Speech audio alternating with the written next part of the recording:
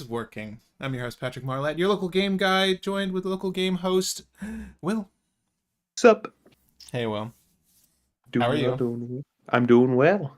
You doing well? I'm He's doing Will is well. doing well. Just Um, swap one letter. yeah, I'm doing pretty peachy myself, man. I'm here in my studio, and I need to like get around to organizing at some point. There's just a pile of things in this space. There's this really cool. I got this cool toy from a gotcha arcade. That's based on Is that Initial Back to the D. Future? No, That it's looks. Initial D. It's Initial D. Um, but yeah, someone won. Leslie, thank you for winning this for me. She traded me for a really cool Pokemon. Pokemon. I don't know if they're actually licensed Pokemon products, but she traded me for one of these little. What are they called? Oh, I think they're calling them like little bonsai Pokemon gardens. But yeah, I got a Psyduck one that was really cute. I kind of want to go back to this Gacha arcade and just get the rest. Like that was the one game I was good at. Um, so yeah. At any rate, looking at that, a pile of cards I need to sort. So much stuff. Did I show you this, Will? Did I show you this? This is like my newest project. I think you. Yeah, because Well, we got into the whole Beyblade conversation because of that. oh, Because I was like, oh, it's Twisted Tempo. what? Yes, yes. Because you saw, Will, you saw this one. Oh, You saw this one. yes. So this is like a 2020 something reissue. This is a 1978 original 7549 golden tuna. Nice. And I've been wanting one for years. And I bought that watch because I'm like, well, I'm never gonna find one in like the condition I want. And I've just always wanted one. So like I guess this reissue is the next best thing. I literally found this new old stock a week later. The sticker from the factory on the back saying it's past. All the wrappings, I took that off. The original box, paperwork, tags. If you're a collector of anything, you'll know that this is all really impressive. If you don't care about watches, then I'm sorry. But I still love collecting watches. I've collected watches for years. I've been wanting this one for so long. And yeah, so I'm in the midst of selling that other one. And then trying to find someone who can repair this because there's been a battery in here for 50 years that probably did some damage to it. So can't be that hard to work on though. I just need to find the right person. At any rate, hey guys, how are you? Nutter Butters feels Boros for some reason. Hello all. Yes, there's an important poll going on. We just like to talk during the beginning of these as people pour in. But yeah, do participate in the poll. My second favorite cookie, a little bit of trivia for you, is the humble Nutter Butter. And because we got into the habit of determining what our favorite cookies were as guilds in Magic the Gathering, I thought I'd take it upon myself to start this one off with a poll. And bonus point, if you all remember what my favorite cookie is. Did come up last episode. It's really not relevant. You don't need to know facts about me. But it is true. If you ever want to gift me a box of cookies, I'll let you know, Will. Chrono 24 is the best way to sell. Martin Webb. I used to have an account on I think it was Chrono Watch Recon as well. I just didn't like managing it, and you get so many people that ask way too many damn questions, and I'm candid, so it's easy for me to make a sale, I feel, but I was just annoying for me to manage, so I wound up not using those accounts anymore because it was just too much to juggle, and I've had an eBay account for years. Yes, you take a bigger hit on eBay, but for the most part, I feel like the people that look for deals on eBay kind of know what they're looking for and are willing to accept any sort of flaws. But anytime I put a listing out there, then you'll know that I'm very candid about everything I notice about the watch. Like the person who sold this to me definitely lied about it. But I noticed the things they left out were omitted, and I put them in the listing, so you know what you're getting. But it's a banging watch. Like honestly, I'd say by all accounts the newer one is better because of the movement inside of it, the 7C movement. But I wanted that original so bad, man. But yeah, Martin, what are you wearing right now? I'm not wearing anything. I'd be curious to know what you guys are wearing if you're watch collectors out there. I pulled an Endurance Special Guest Foil and a Full Art Phyrexian Tower. Yeah, if you guys went to any pre-releases, let us know what you hit. Someone in the Discord, showed us images. Shout out. Hold up. Shout out. I think it was Master Raven in the Discord was talking about their pre-release, and someone like dropped a Emrakul and showed the board state. Let us know what your best pulls were. Will, are you trying to attend any pre-releases or? I don't think I'm attending pre-releases. There's very specific things I want from the set, so I don't think I'm going to be attending pre-release because I don't really have a purpose to. I mean, you don't want the glory, Will? You don't want to be the local legend? Oh no. Whenever I draft, it's like horrible stuff, but then Really? I open packs afterwards and then it's like, "Oh, you pulled the most expensive cards from the set." Well, okay. You're not discrediting yourself as a drafter, though. You're just saying that you generally have bad luck with your own packs. I think a draft experience is better than sealed, but a pre-release is sealed. Yeah, the thing is also like I'm not the best at building 40 card. Like I'm gonna say I am not good at it. In addition to I pull bad whenever I'm pulling to play. FW91.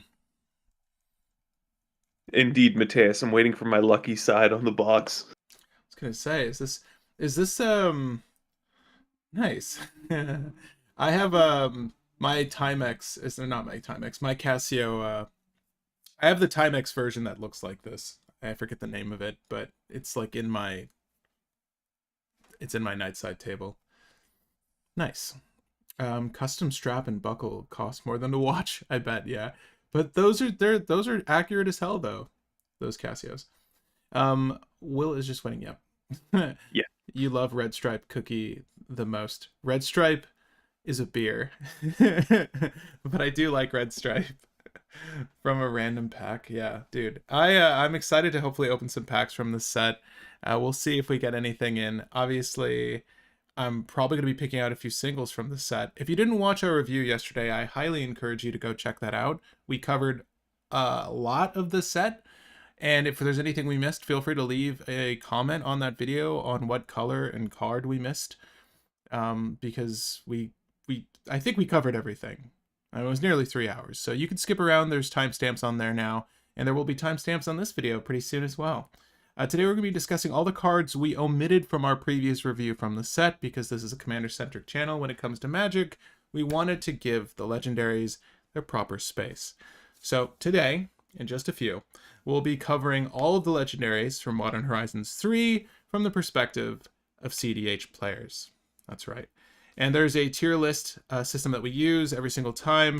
Will is much better at explaining it. It's in the description though, if you want to just review it. But Will, if I could pass the ball to you, let them know how we're going to be tiering these up today. So S tier is cEDH playable. Pretty much what that means is you will see this every now and then. It'll be a deck that is popular enough, but doesn't always have to be everywhere, but likely will probably place decently in tournaments. A tier is competitively viable. These are the decks that you'll usually see people make that aren't the best, but they are still pretty playable. B tier, which is situationally viable. These are usually like the pet decks, the decks that can work but don't work perfectly. Then we have C for casual, which kind of I'm tripping over my mouth today. C for casual, self-explanatory, and then D for don't play. Those commanders that are just so bad that why would you consider it outside of a joke? That are, it's sometimes some cards wind up in the D territory just because there's so many other legendaries in the space that do the same thing but better. So if for a particular reason, whether you like the character because of their lore or whatever, and we trash talk it, it doesn't necessarily mean the card's bad. So if you want to play something that we don't necessarily like, go for it.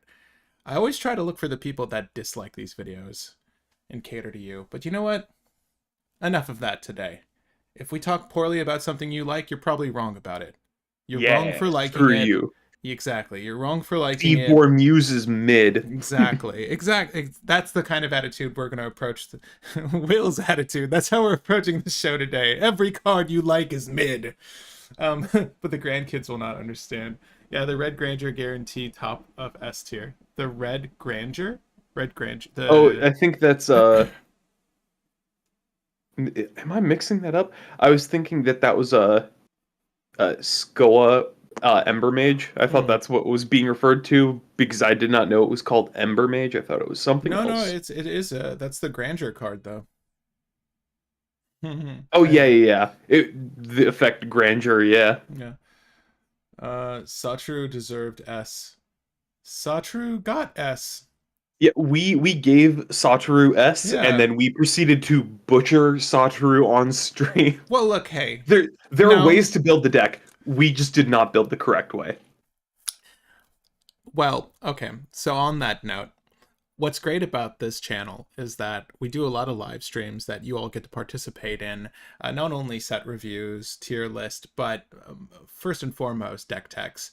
Anytime we're brewing a legendary on this channel, it's open floor between me, Will, and you guys.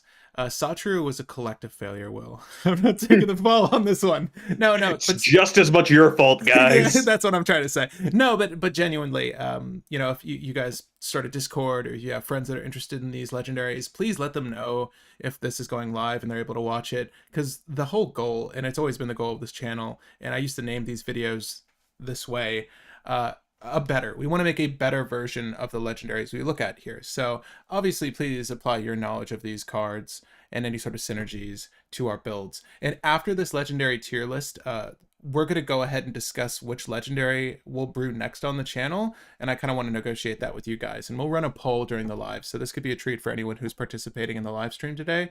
But after we're done ranking them, we can talk about the next legendary we build. But I think at this point, probably going to start, Will? Yeah, I think so. What's the previous channel name? The 99. Don't worry about it. Well, it was the 99, then it was local game guy, and now it's Yeah. local game group Well, because we're community. I realized local game guy was a little too close-minded. I mean, I would like to do long-term more things in this space, and I think local game group is just a better name. At any rate, hey, welcome to the actual show. I'm Patrick, your local game guy. This is Will, your local game co-host, and this is local game group where we talk all things TCG. That's not our slogan. I just came up with that there. It's not great. Work with me, okay? Today we're going to be going over Modern Horizons 3 from the perspective of cEDH players, tiering up, ranking up every single legendary that came in the set. No, not the reprints.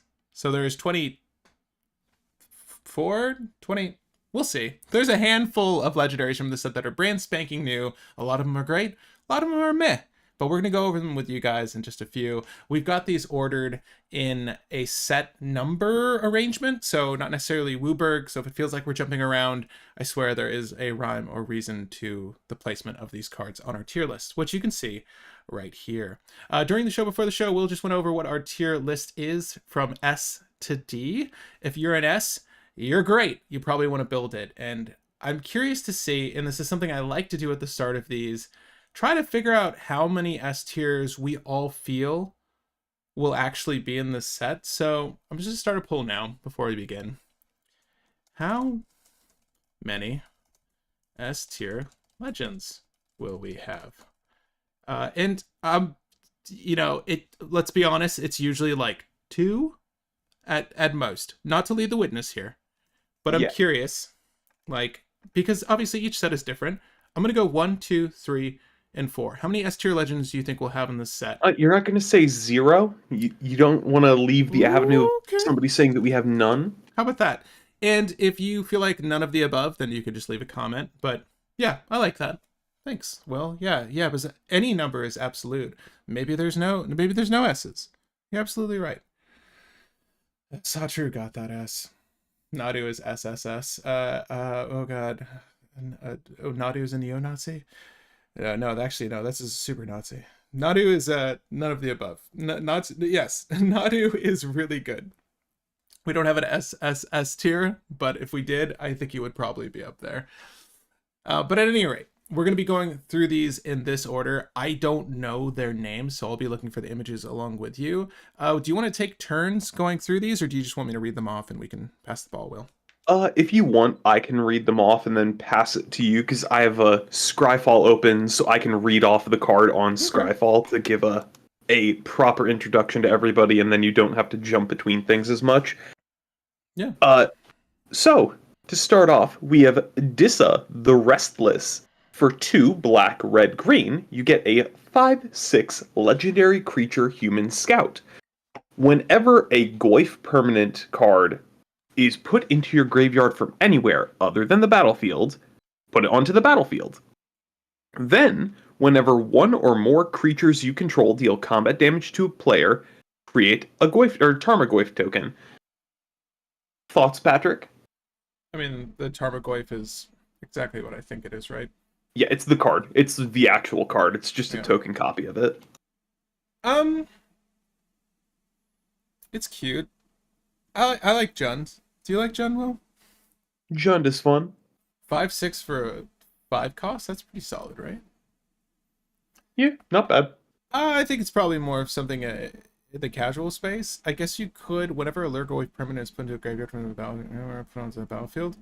I mean, anywhere other than the battlefield. So technically, into your graveyard from anywhere other than the battlefield. I think there is Mateus, 11. There's 11 Goyfs you can play. that's cool. Yeah.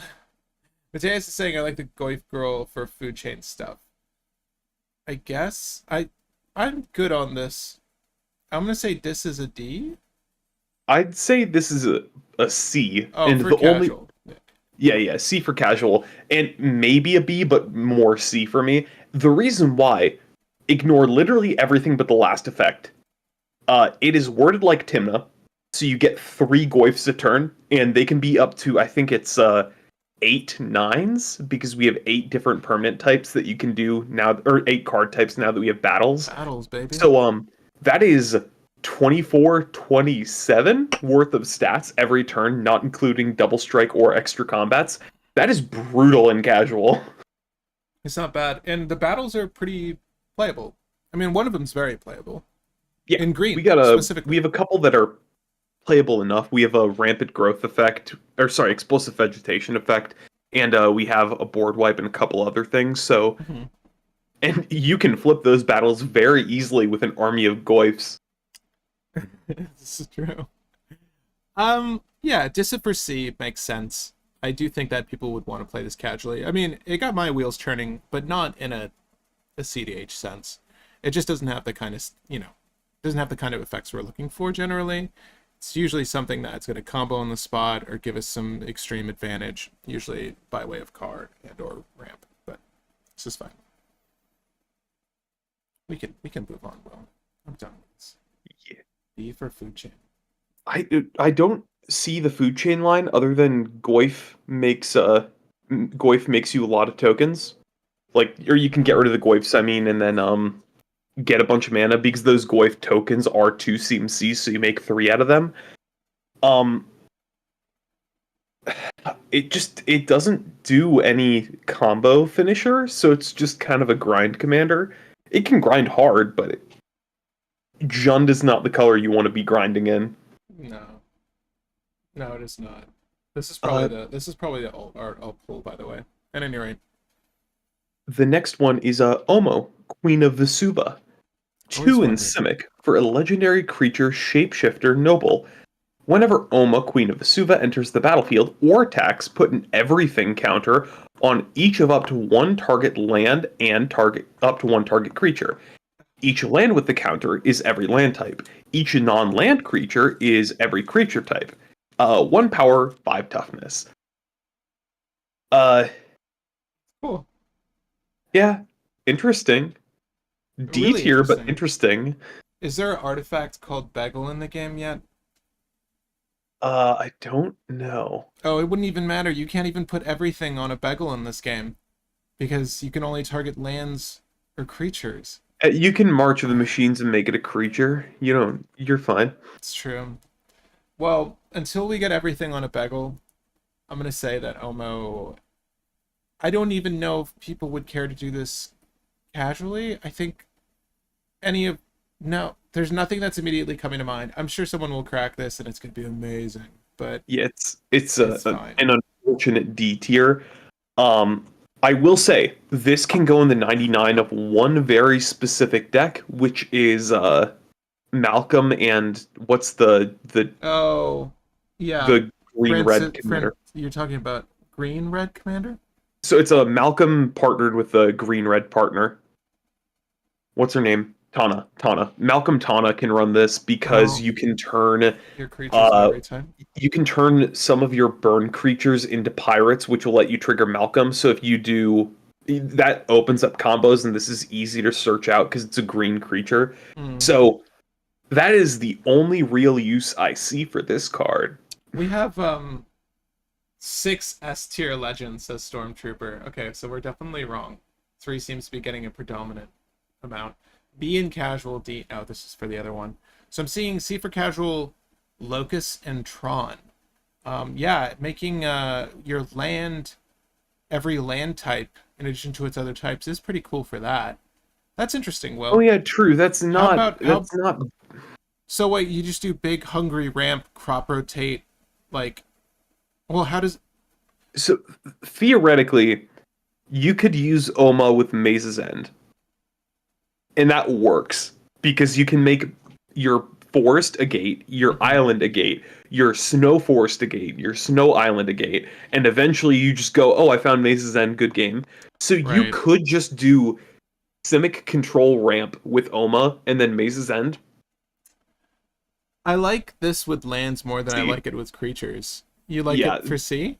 yeah, that makes a C, maybe a B if you really want to try to push it. I don't think the gate strategies are good enough for CDH, but maybe B because somebody could totally push it, but at least C. Okay.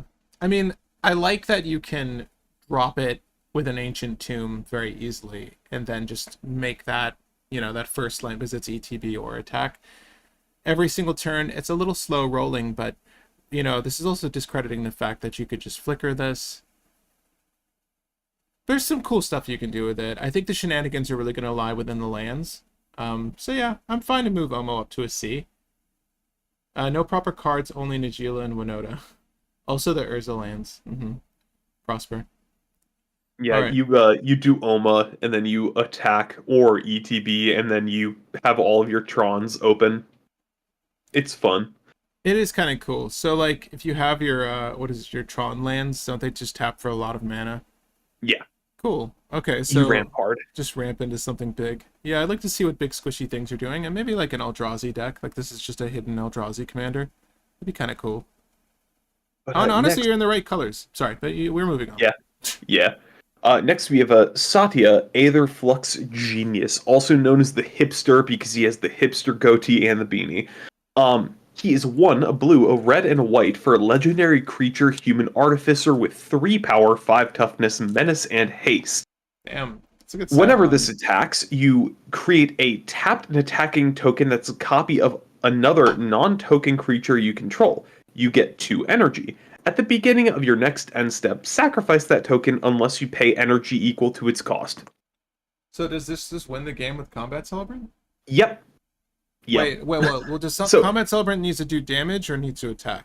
it needs to attack, meaning that you need to attack with the initial combat celebrant and have it live, and then you can attack with the token on the next go round. Okay, But it does win with a Port Raiser and the all that demon that's stuff. Port Raiser as well. Right, all So that stuff. there are 1 card combos with this commander, and it I can grind value because I you can like just this keep better going. than. Oh, sorry. I like this better than the other ones. I like this better than the other attacky ones because at least this has haste. So like you're getting there pretty quickly. Because I was thinking of what was that other one that was in Abzan that came out recently that works with like Breath of Fury, makes the rhinos. Doesn't matter. Oh yeah, the Giru. Caesar. Well, no, and I wasn't even thinking about Caesar, who's Mardu, right? This is probably one of the better ones that does that. Yeah, You also just get energy. it's pretty I good. mean, It is also Breath of Fury combo, as you're kind of saying. yeah. So What if it is a thing. Oh, isn't there hold up. extra combat? Isn't there an extra combat creature that relies on energy? Like she Th- says, use 6 energy to get an extra combat or something. yeah, there's one. It's We're not using that.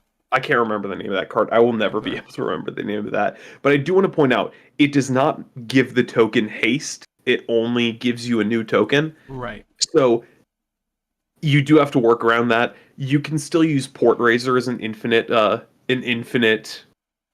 combats thing, and then giving you infinite Port Razors. But it's a very iffy combo. But it is a combo. Mm.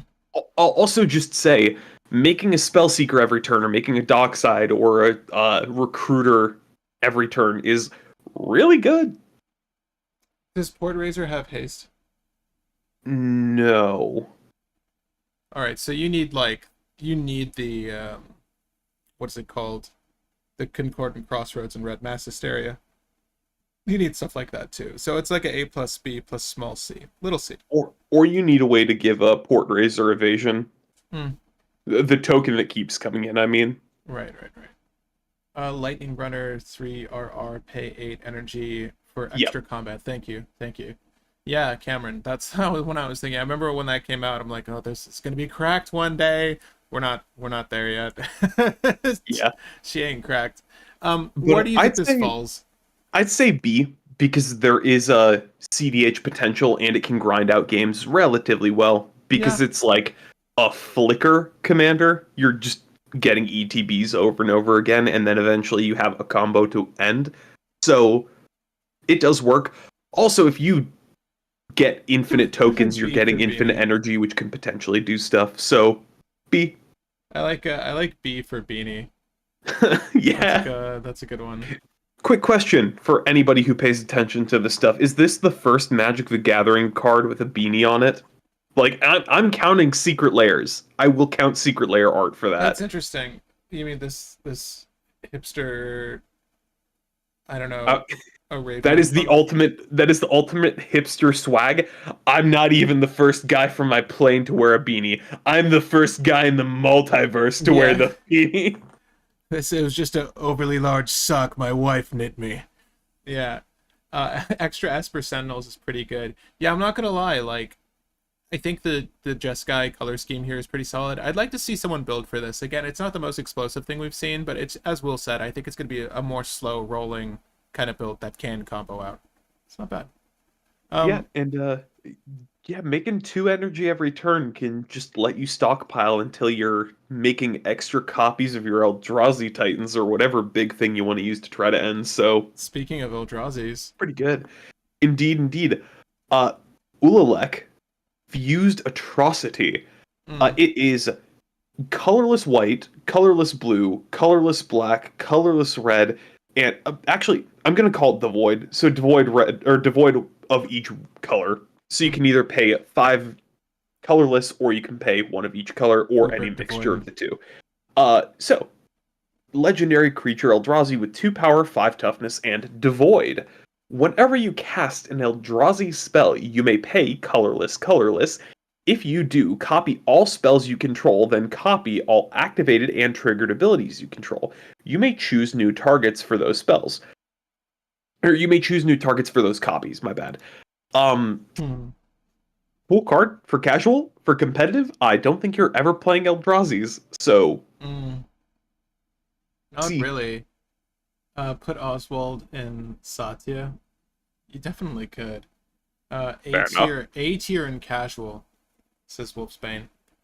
Oh yeah, yeah. Yeah, yeah, If yeah. we want to split this between like casual and competitive and like different tier, uh Ulalek is brutal and casual because you can just use changelings and then some of the weird flash effects, and then you Mm, can easily go infinite or do some really stupid things. But it's like a 4 card infinite, but right. it's really good and consistent and casual. Even those like tribal spells. Are there any tribal changeling spells? Aren't there? Yeah, there's a good amount. There's Yeah. So there's actually some. like there's like 5, maybe 6. Right, so there's some cool stuff you can do here. I don't know about all the synergies. Obviously, if there's some win on the spot, extra turns kind of shenanigan where all I need is an ancient tomb and like a gob of other mana to cheat a thing onto the battlefield. I guess you can use does like what is it? Through the breach, or are any of those cheated creature in effects, do any of them say cast? I guess is what I'm thinking. I Not don't know. not to my recollection. I know they're mostly in red. where it's like, here, put this thing on the battlefield, like sneak attack. I think they just put them on the battlefield, though. I don't think any of them read cast. Anyway, if I'm missing something, please let me know. Is this a cEDH tier list only? Yes. So But we there can, is we a... can C is for casual, though. So yes, we will be putting these in a casual setting. to go over the tiering now that we have a couple more viewers. S is cEDH playable. These are the decks that you'll probably see in tournaments that do pretty well and win tournaments, or at least get in top 16. A is competitively viable. These are decks that can be decent cEDH decks. You'll see them around, but they're not as prominent. B is situationally viable. These are probably the pet decks that are still good enough for cEDH. Then you have C, casually playable. Self-explanatory. And then D for don't play, the commanders that are just so bad, why would you play them? Struce Archaic with Ulamog? Is it Struce Eldrazi? Oh, you know what? You're right. No, I'm sorry. Yes, this is the new one. Yes. This. You can put tribal instants under Isochron Scepter. That's actually kind of sick. But we're moving on. We're done with that, Eldrazi. Unless you guys have more thoughts on it, we're moving on to Aslask. Yeah. Aslask, the Swelling Scourge. So for swollen. 3 mana. For 3 mana, you get a legendary creature Eldrazi with 2 power and 2 toughness that says, whenever this or another colorless creature you control dies, get an experience counter. Then you may pay Wooburg, or separately, you may pay Wooburg, and creatures you control get +X until the end of the turn, where X is the number of experience counters you have. Scions and Spawn you control gain Indestructible and Annihilator 1 until the end of the turn. Whew. Thoughts, Patrick? Another colorless creature you control dies, you get an experience counter. You get buffed off of experience. You get buffed off experience and Scions and Spawns. So, there are some, like, cute cards that generate the Spawns, right? And the Spawns, as we know or may not know, you can sacrifice to create colorless. Or, I suppose in this instance, you can use them to annihilate people. Annihilator, different instances of Annihilator stacks, if I'm not mistaken. So you could do some cute things here in a world with infinite mana, which I don't think is difficult if you're in Wooburg. Do I think there are better things to do in Wooburg? For sure. But I like this. Yeah. I mean, use the Eldrazi. Isn't it? What's the name of the Scourge? Eternal Scourge? Is that an Eldrazi? Eternal Scourge or Eternal Scourge or something like that. Yeah. Yeah. I mean, that would give you infinite counters, right? Well, So, it has to die, and then you can play it from exile. Oh, never mind. Yeah, that's so awkward. But the thing is, if you get one experience counter with this, then you can use infinite mana to give your board plus infinity. So it is a win con in Wooburg. It's one of the worst ones that we've had in a while. We had a white dragon that does something kind of similar, where it's like pay Wooburg, buff your board. So this is a C for me, probably, because there are decks that just do its thing better. Yes, this could be played as like maybe a B, but I think most people are going to forego this for all of the other options that do the same thing with easier conditions. But in casual, this is experience counter tribal, or this is a Scion and Spawn tribal, or this is Changeling tribal. There's a lot of things you can do with this in casual, so really good in casual, very mediocre in competitive. Yeah, I'm good on it. There's a social distancing emoji. I just shared it with you all. At any rate, we're moving on. So we have I'm gonna pronounce this Kaith, but I'm probably mispronouncing it. Seems right to me. Kaith, famed mechanist. 1 blue, red, white for legendary creature Dwarf Artificer with 3 power, 3 toughness, and Fabricate 1. Other non-token creatures you control have Fabricate 1. You can pay 2 mana, tap this, and then choose 1 to either populate or proliferate. I looked through this. There are some kind of combos that you can do with this, but they're not too great. I think the best use case for this commander is a KCI deck, and it's probably the most colors we've had for KCI deck in a while, because you can just do the whole creature loop, but then get back 2 creatures per creature being played. So I give this a B. It's very meh in my opinion, but it has potential. So I'd give it a B. Yeah, I feel like you kind of want to be in black for the fabricate business. I mean, you're generating tokens. Usually those bodies would be best suited for some sort of like recursion off of things dying lines of play, and we're not in those colors whatsoever. So I think this is fine. Maybe there's something here for. I'm sure there's some sort of Underworld Breach thing that's open up, but then again, like, it's Underworld Breach. It has a million different ways to be played. I don't know. With any other pre-existing combos that are in Jeskai, does this add anything to the table? Most of the Jeskai combos right now are just Underworld Breach things, and I don't think it really adds anything to that. I think the real main use of this card is just KCI. One of the worst Jeskai cEDH commanders from this past year. Damn. Yeah. Yeah, I was gonna say C for Kaith. I mean, would casual players want to play this, or is it our first D today? Tap to proliferate is kind of good enough in my opinion, like the pay to and tap it, but honestly I think the fact that you can make your KCI combos easier is pretty nice, and the fact that it's 3 colors means that you could actually find and use KCI easily. But you know what that means, Will? That means we're on KCI. Yeah, which feels bad, but well, I mean, it's just like it's an expensive option, and I mean like CMC wise, as opposed to one of the more live options, something like an Underworld Breach. That's 2 CMC. Yeah, it's fine. I want to put it in D. I'm sorry. You want to put it in D? I want to put it in D. I want to put my D anywhere near it, but I'll put it in D. Fair enough. Yeah. All right. I think I could probably go in C just because still good enough for casual, because proliferate and other options are nice. But if we want to put it in D, we can put it in D. I'm gonna recommend the Eldrazi, kids. If you wanna play casually, play one of the cool monsters in 5 colors. You get all the options in the world. And unless you want to think a little bit harder than the average player, then I guess you could play Kaith. But Kaith with Ballista. Kaith with Ballista. It's probably C, but you aren't in populate colors, so since you can't copy big creatures. Hey, look, another dramatic Isochron outlet. But it doesn't win. Yeah.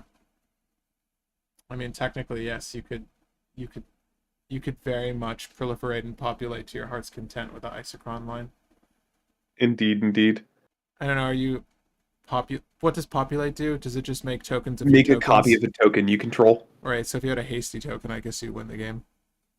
Indeed. You could do a Twin Flame or something and then start making Twin Flame, like permanent Twin Flame copies, but okay, I'll put it in C. Well, wait, no. If we populate, let's just say we made like a hasty Dockside, and then we populated that, and then we set up some magical infinite line. Is it the thing is given haste? It doesn't have haste, so it's not like the Dockside would have haste. The token copy has haste. I think it has haste printed on it, so the token copy gets haste as well. Potentially, I'll have to look into that. Don't quote me on that, but right. See, this is what I mean. I don't want you casual players to think this hard. I don't want to think this hard, unless you just know. Technically, you could run Infect Spellslinger. It's in C. It's in C for you. Speaking of C's, we have a Quorum, the Undertaker. 1 black, a red, and a green for a legendary creature human warrior with 0 power and 5 toughness. Quorum gets +X+O, where X is the greatest power among creatures in all graveyards. Whenever Quorum attacks, each player mills a card. During each of your turns, you may play a land card or cast a spell from among cards that in graveyards that were put there from the library this turn. Thoughts, Patrick? Because I have a lot about this card. So you cast the Phyrexian Devourer. You let it die. You have a creature that has 12/5 stat line. You greatest power among creature cards. Yeah, okay. And it attacks, you mill each player 12 cards. I mean, this is just the biggest thing I can think of that's easy to put in the grave, whether you cast it or entomb it. During each of your turns, you may play a land and cast a spell from among cards and graveyards that are put there from libraries this turn. Graveyards, plural, so you're limited to one land and one spell. It's 4 mana. You don't do this immediately, but the bottom effect isn't attached to him tacking, right? Or put there from libraries this turn. So any sort of mill strategy. Yeah, it's It's any fine. mill strategy, which Brain freeze. the best part is the effect does not say mill. It specifically says put from the library into the graveyard, which is relevant for Hermit Druid. Oh, never mind. Mills. Each player mills a card. Oof, that's Yeah. dog water. I was really Well, hoping it was tethered to its attack. You're very right, Wolfsbane. It's yeah. not Well, even that. It's not even that good. God, each player Will. mills a card is a at least way to get extra cards because you can steal people's tutors, you can steal people's lands, you have a bunch of options off of that. But the funny thing is, there are some fun things that you can do that you kind of overlooked this card, Patrick. Should we just do a Tali instead? No, no, no. I'm just kidding. Yes, you can. What, you can mill people? Well, yeah, theoretically you can mill people, but you can do Hermit Druid stuff as well to mill your deck and then do whatever the heck, replay Necrotic Ooze. But there's a very funny thing. Star power creatures keep Oh, track of their power while they're in the graveyard. right, right. So if you use something like Malignus, which is star where star is equal to the highest life total divided by 2, uh this is a 20 power commander. Yeah, but that doesn't kill someone in one hit. Well, Yeah, but you if can it was a still. 1/5, I'd be more interested. Well, to be fair, you could just do like old stick fingers in the graveyard and then do dumb stuff. But Yeah. the fact that you can do any mill your library combo, not even mill, like any put cards from your library into your graveyard combo, and then play Necrotic Ooze or play a 6 or anything, any like really big flip card from your graveyard, that's pretty good as a commander. I'm not going to say he's fantastic, but I'm going to say he probably deserves a B, especially considering the fact that you have a pretty solid beatdown game plan as a backup plan. Mesmeric Orb plus tap and untappers their Thoracle. Oh, true. So yeah, but I mean, you're in Jund, so yes, you'll need some rainbow colored lands or to borrow one of their islands or something. It's double blue. Can't be that difficult to get, right? So yeah, that's something you could do, but it's not something you would be doing immediately. I feel like while you're building up the board to make this thing work, you're not really using this commander until you're I trying to go off. I also want to point out that if you use some kind of way to sacrifice this and replay it, or a way to bounce this, you can play every single card from every single graveyard. Mm, yeah, yeah, because it's a new instance of this guy, and those things were put there that turn. So, all right, It's funny. it's a B. I It's Yeah. definitely a B. I'm discrediting it. I think that it's just kind of a high. It just doesn't feel great on the cast. Like I don't see you immediately getting value out of this because this guy needed haste. Like the thing that will get you there immediately won't work unless this thing attacks, right? So it is kind of a do nothing unless someone's like, I'll crack my fetch now. But then again, they did that on your end step likely. So it's like, I don't know. It's fine. It's fine. Yes, you can. Yes, it's another thing in Jund you can do. Would you play this over like a Corvold or anything else in Jund at this point? Maybe only because you can do clean things with Hermit Druid. Mm, That is the only reason that I would potentially play this over Core Vault. But it is competing with Squee and Slimefoot. mm-hmm. So the question is it better than Squee and Slimefoot? And probably not, but it's still good enough and it has extra utility outside of what Squee and Slimefoot do, so Yeah. We it's made fine. Squee and Slimefoot. That was actually a really fun deck. A really potent deck at that. Yeah. Quorum's The fine. accidental goblin tribal. All right, we're moving on. You're a B, Quorum. You're a B. Uh, J- You got it, Will. freaking yeah. This is a very interesting combination of letters. Just Jody. just give it the old strict serenade, Will. You got this. Yeah, indeed. Stop it. No, you're not making that a thing. But Jody Moag Ancient. So 2 and a green for, or sorry, 2 a green and a blue for a 2/4 legendary creature elemental that says when this enters the battlefield, you create a 1/1 green forest dryad land token for each time you've cast your commander from the command zone this game. At the beginning of each combat, land creatures you control get +X/+X, where X is this power, or X is this creature's power, Okay. until end of the turn. Thoughts, Patrick? Okay, Will. So here's what you do. Here's the secret, guys. Food chain, Miss Hollow Griffin. Make all the dryads, whatever. Haste enable. You got that Concordant Crossroads. Combat. It's Simic. Simic's a pretty tight space right now. There's a new legendary that we'll probably get to, and then there's Kinnan. And obviously Thrasios, if you just want to partner up, be a little bitch. Sorry, Will, in your Tide Pod list. It's fine. I'm probably missing something spectacular here, but let me know what it is. I think that this is fun for casual just because it's a pretty good manland commander, but it's not going in cEDH in my opinion. Yes, you can do food chain stuff. Yes, it does make you a lot of Dryad tokens, but it doesn't break even on food chain, so it's always going to be down 1. It's going to be down a escalating 1 every time, so you need to pay 1 extra the second time you play it, then you're going to need to pay 2 more after that, then 3 more after that, and then 4 more. It's just barely unable to complete the loop. But if you can get a loop set up, you're going to have infinite lands after you're done, and then you can probably win the game with infinite mana and infinite 1/1s on the next turn. So fun and casual, and the fact that you can also just buff this to buff all of your other land guys is pretty fun. So C for casual. Yeah, I agree with GOT being a C for casual. We're not looking at more fun. We're not looking at any of these. We're skipping right along. I think the next one is Emrakul. Yeah, this is a reprint? No, this is Oh, no. This is a Roti guy. I just don't remember this card. Sorry. I have a complete list of all the legendaries, so I'm just looking at things I've never seen before. I've never seen this Ziatora Incinerator. We're not ranking it, though. Don't worry. I'm at Emrakul, the world anew, though. Oh, boy. Yeah, so Emrakul, the world anew.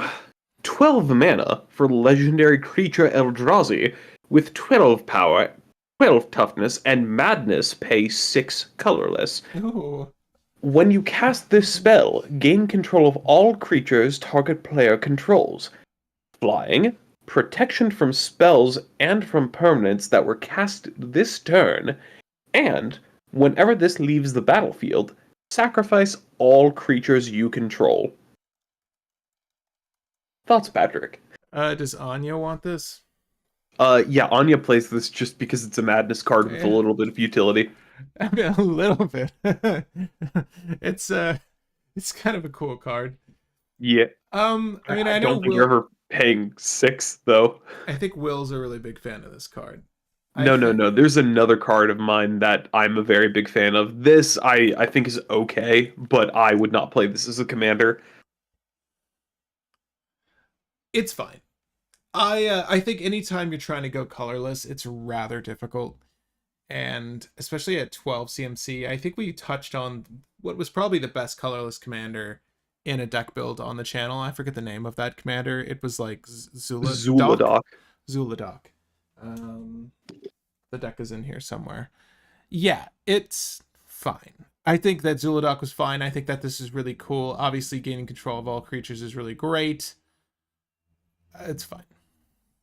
I will say the protection is basically protection from literally everything, more or less. And the on-cast ability is pretty good, especially if this, for some reason, gets countered because your opponents are afraid of a body. So, it's Mimi. However, if this is your commander, Madness is completely pointless on this card, and the last part of having to sack your board if this leaves the field hurts a lot. Bye-bye, Anya. Really good in the 99 for casual decks and maybe a cEDH deck or two, but I doubt that. But in the command zone, honestly, D, there's way better colorless commanders that disrupt other people. Poor Emrakul. All right, yeah, D, you said? Yeah, D. Yeah. But great in Anya. S tier for Anya.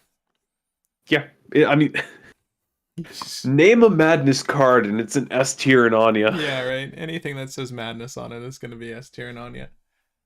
Next card though, Herogeist Erupting Nullkite. So 6 dope mana. looking. Yeah, it's 6 mana for a legendary creature, Eldrazi Dragon, with 6 power, 6 toughness, flying, and emerge for 6 red.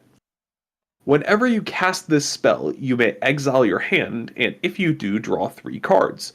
Each creature card you cast has emerge, and its emerge cost is equal to its cost. So, I do want to point out that this can go infinite pretty easily in weird ways, because we brought up KCI, and I want to bring up the fact that you can just loop kill a lot of the KCI pieces for a really dumb combo. Because if you have Junk Diver and what is it, the Scrap Scrounger? Yeah. Yeah, they just go boop, boop, boop, boop, boop, boop, boop, boop over and over and over again, and any death effect will win you the game. You're not going to be doing that too frequently, but the fact that you can dump out an entire hand turn 1 and then refill your hand by 3 cards on turn 2 is right. kind of nice. This card... You exile your hand, though? Like, you never... That hurts, man. That's probably going to be lands, though. If you exile your hand, it's more likely than not just going to be a bunch of lands. What's your closer in this deck? What are you trying to do?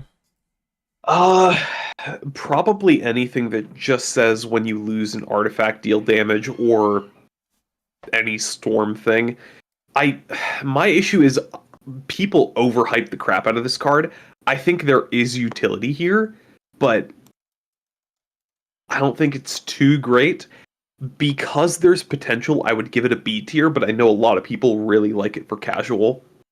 Okay. I'm going to say C. I think it's more playable and casual than it is in a niche setting for Commander. There are better mono red commanders. Yeah, fair. Jodah. I mean, Jodah kind of takes the cake. Magda as well. Yeah, Zada. And one other card that we're going to be discussing in a little bit. Yeah, I like Neheb. I still like Neheb, but yeah, Neheb too. Neheb too. There's a lot of good red commanders. Impact Tremors. Yeah, there's stuff you can do. You can use the Perforos as well. All right, we're moving on, though. Okay, we got more Eldrazi to cover here. Indeed, Kozilek, the Broken Reality. 9 mana for legendary creature Eldrazi with 9 power and 9 toughness. Whenever you cast this spell, up to 2 players each manifest 2 cards from their hands. For each card manifested this way, you draw a card. Other colorless creatures you control get +3/+2. Those are some buff Mem Knights, dude. That Ornithopter Yeah. that little girl was playing with in the village square, it's gonna fuck her day if she tries to It got into the Roid cabinet. Yeah, exactly. Found her father's Roid cabinet. That little girl you see playing with the Ornithopter from Kaladesh, I bet you her dad is the guy in the beanie. I bet you. He would have that trendy dude. He would have a daughter that he lets play with an Ornithopter. Anyways, I was only half invested because I was thinking about how Kozilek looks like All for One from Hero Aka. But you guys, if you don't watch Hero Aka, you wouldn't know what I'm talking about. It's fine. Do you like it, Will? 9 for 9/9? So I do really like the fact that this is just a play this, mess up 2 people's hands, and then draw 4, and then you get a couple beaters or you buff your board a tiny bit. Hmm. I think it's really good in the 99. It's really good in the well, it's really good in the 99 for casual, and it's really good in as casual commander. But D. I don't like him for competitive. I'm gonna say D. Honestly, I mean, of all the things we've I could go listed, with that. Yeah. there are just better casual things to be doing. I think if you're playing this, like, you're asking to suffer. Hopefully, you get to the turn 7 where you can actually use this, or whatever it is for you. What, you don't have Mana Vault in your deck? Sorry. I'm Well, sorry. Do people casually play Mana Vault? I would have to assume yes, right? Or do they not like the 1 damage? people don't like fast mana in casual. It's you'll probably only see Soul Ring in casual. People frown on like Mana Crypt and Soul Mana Ring's the Vault and best everything. fucking one. Yeah. Soul Ring they're chill with? Well, the reason why is because all of the other fast mana are like $40 and Okay, Soul wait. Ring is like 1. You know what's funny though? Was like, if you're playing a power cube and you see power in a Soul Ring, you're usually pretty safe taking the Soul Ring. It's weird. It's like honorary power, depending on what that piece of power is, mind you. Yeah. But like, it's anyway. Soul Ring's Well, casual, but not by. talking I about think power. by cost it's casual, sure, but by effect it is one of the best cards in the game. Yeah. Yeah, it's But cheap. talking about power, do we have probably the best colorless commander ever printed for you? Ulamog the Defiler. 10 mana for a legendary creature Eldrazi with 7 power and 7 toughness. When you cast this, target opponent exiles half of their library rounded up. Mm. Ward, sacrifice 2 permanents. ETB, put counters on this, or +1/+1 counters on this, equal to the greatest mana value amongst exiled cards. And this has Annihilator X, where X is the number of +1/+1 counters on it. Dear Lord! I don't know. I'd pay 1 more for this to play casually. I mean, this can't feel like casual feel goods happy fun times though. I feel like if someone cast this and like targeted me, I would know that I wasn't his best friend. I would know that I was probably the most hated person at that table. Well, with this, I just have to say, I honestly believe this card is A tier. And the only reason why is because you can play a deck with just this card and all ramp, and then it would still win games and still pub stomp. Because you just look at the guy who's comboing off the fastest and go, hey, yeah, you know who you're trying to get Thorkel? Exile half of your deck. If I hit your Thorkel stuff, you're just out. And then this is going to enter with like 5 counters. Oh, you have the biggest board? Swing Annihilator 5, and you're about to die to commander damage on the next turn. Right. I mean, I think at that point, like, who's gonna take the bullet of Ward 2, of Ward Sack 2. Yeah, it's weird. It's a weird card. I mean, how much ramp? Realistically, how quickly do you think you can get this down? A lot, considering the fact that the draw back up to 7 Kozilek is a cEDH deck that people play, and this is that, but scarier. A lot. And that's also 10 mana. This card is basically the improved version of the other Kozilek because it's anti-combo, harder to remove, Okay. harder to remove, and then if it ever attacks, it just wipes a player out of the game. All right, this is the first one where I'm a little iffy. I don't want to say anything. I'm gonna let you guys decide though. Will says A. Is that what I just heard? Yeah, I feel very strongly about this card. I've talked to Patrick about this, but I don't think I mentioned this on. I might have mentioned this on stream a little bit. Me and my friends have a game mode called Solemn Tier, which is basically just casual, but we banned a lot of the hyper-powered cards, like not really Ristic Study, but we banned like Ad Nauseam, most of the fast mana, everything like that, to give us all the guidelines of like how high-powered do we want to be, and what ground rules do we want to set to make the game a little bit more reasonable and a little bit more fun. So people were talking about pre-banning this before it even got released for that format because we realized how disgusting it is as a commander. It's interesting. Yeah, I'm curious to know where you guys stand on Ulamog the Defiler. I have a poll going. I'm not going to say how I feel about it. We'll just let you guys determine, because might not have the firmest opinion of it, because 10 feels like a lot. I guess that's all I'll say. But Well, we can move on. We've got other legendaries to talk about. There's a couple of good ones, but I don't disagree. Like, my issue is, as soon as you rip that one person, they're probably really salty. And I'm not going to say they're going to king make the next guy, but they're probably just going to let whatever happens. Like, as soon as you rip all of their play line, they'll be like, well, I'm not really sure I need to play this game anymore. Like, I don't even have a Praetor's Grasp anymore. Like, I can't even steal an option. Like, I might as well just, like, let this, like, take the L at this point.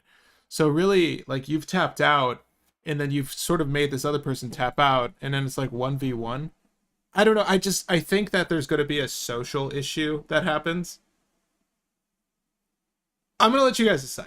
I think we should move on. I want to let you guys decide, though. I'm curious to know what everyone thinks. I think we'll go through, like, 2 more legendaries before we pop the poll. well, our next legendary we built on stream, and it was a Pearl Ear Imperial Advisor. Sarah Sanctum. Sarah Sanctum. 1 white for a legendary creature, Fox Advisor with 3 power, 4 toughness, and lifelink. Enchantment spells you cast have affinity for auras, and whenever you cast an aura on target modified permanent you control, you draw a card. Look at me overpaying this for is Sarah Sanctum, Will, for this. Yeah, I know. This is probably like a B tier commander, maybe C tier. It has potential to do good stuff. It feels like it can't do what it wants to do fast enough, unfortunately. But it has potential. It may need to be in C tier, but it's probably good enough just as like a very weird, janky grind commander. Too furry for me. Casually $200 card, Josh Holmes. I think that's for the Ulamog. It's No, I think he's talking the... about my Sarah Sanctum. Oh yeah. All right. Side note: I've wanted to own Sarah Sanctum for years, and it was just one of those cards. This is back when I had like a full collection of every reserve list card I needed. I even sold my Guy's Cradle, so I don't even have that anymore. But I play a lot of white decks, and this is just a card I've wanted for a long time, so I bought it. Did I need it? No. It would be great if it was in a deck, but it's just something I can hold on to. Maybe trade bait in the future. I think that you're going to be able to use it pretty, like, you can probably use it because Sithis got a lot better with the pre-war formal wear, and I think that we're going to get more enchantment stuff in the future. So I think there's going to be that one or a deck that's cracked, and hopefully it doesn't also care about its creatures, because I just don't want to purchase a Guy's Cradle again. At any rate, I'm gonna leave this in S for now, and then we'll put it down where it belongs, wherever that is. Light Pause, I'm honestly happy putting in B. I think it's niche playable. Like, what we did was fine. It was just very slow, and frankly I kind of expected that. Again, those are never the most exciting lists to like build and play, but it worked. It's hard to tell in a vacuum. This is one of those decks it's really hard to tell in a vacuum, like if it's doing the right thing. So I think if you actually put this one to the test, it would excel. I think it would do okay. If maybe not excel, but it would do well. I think you might get a win in it too. I don't think it's as good as Oswald, and I don't think it's no. But next we have Felia, Exuberant Shepherd for 1 white. It is a legendary creature dog with 2 power, 2 toughness, and flash. Whenever this attacks, exile up to 1 target non-land permanent. At the beginning of the next end step, return that permanent to the battlefield under its owner's control. If it entered under your control, put a +1/+1 counter on this. D for dog. D for dog. Why does it not have ETB and attack?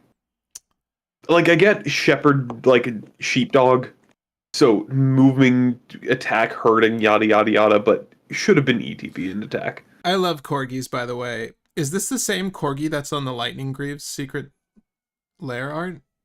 I have that on Oswald. That is easily my favorite card art, by the way. I really, really love corgis.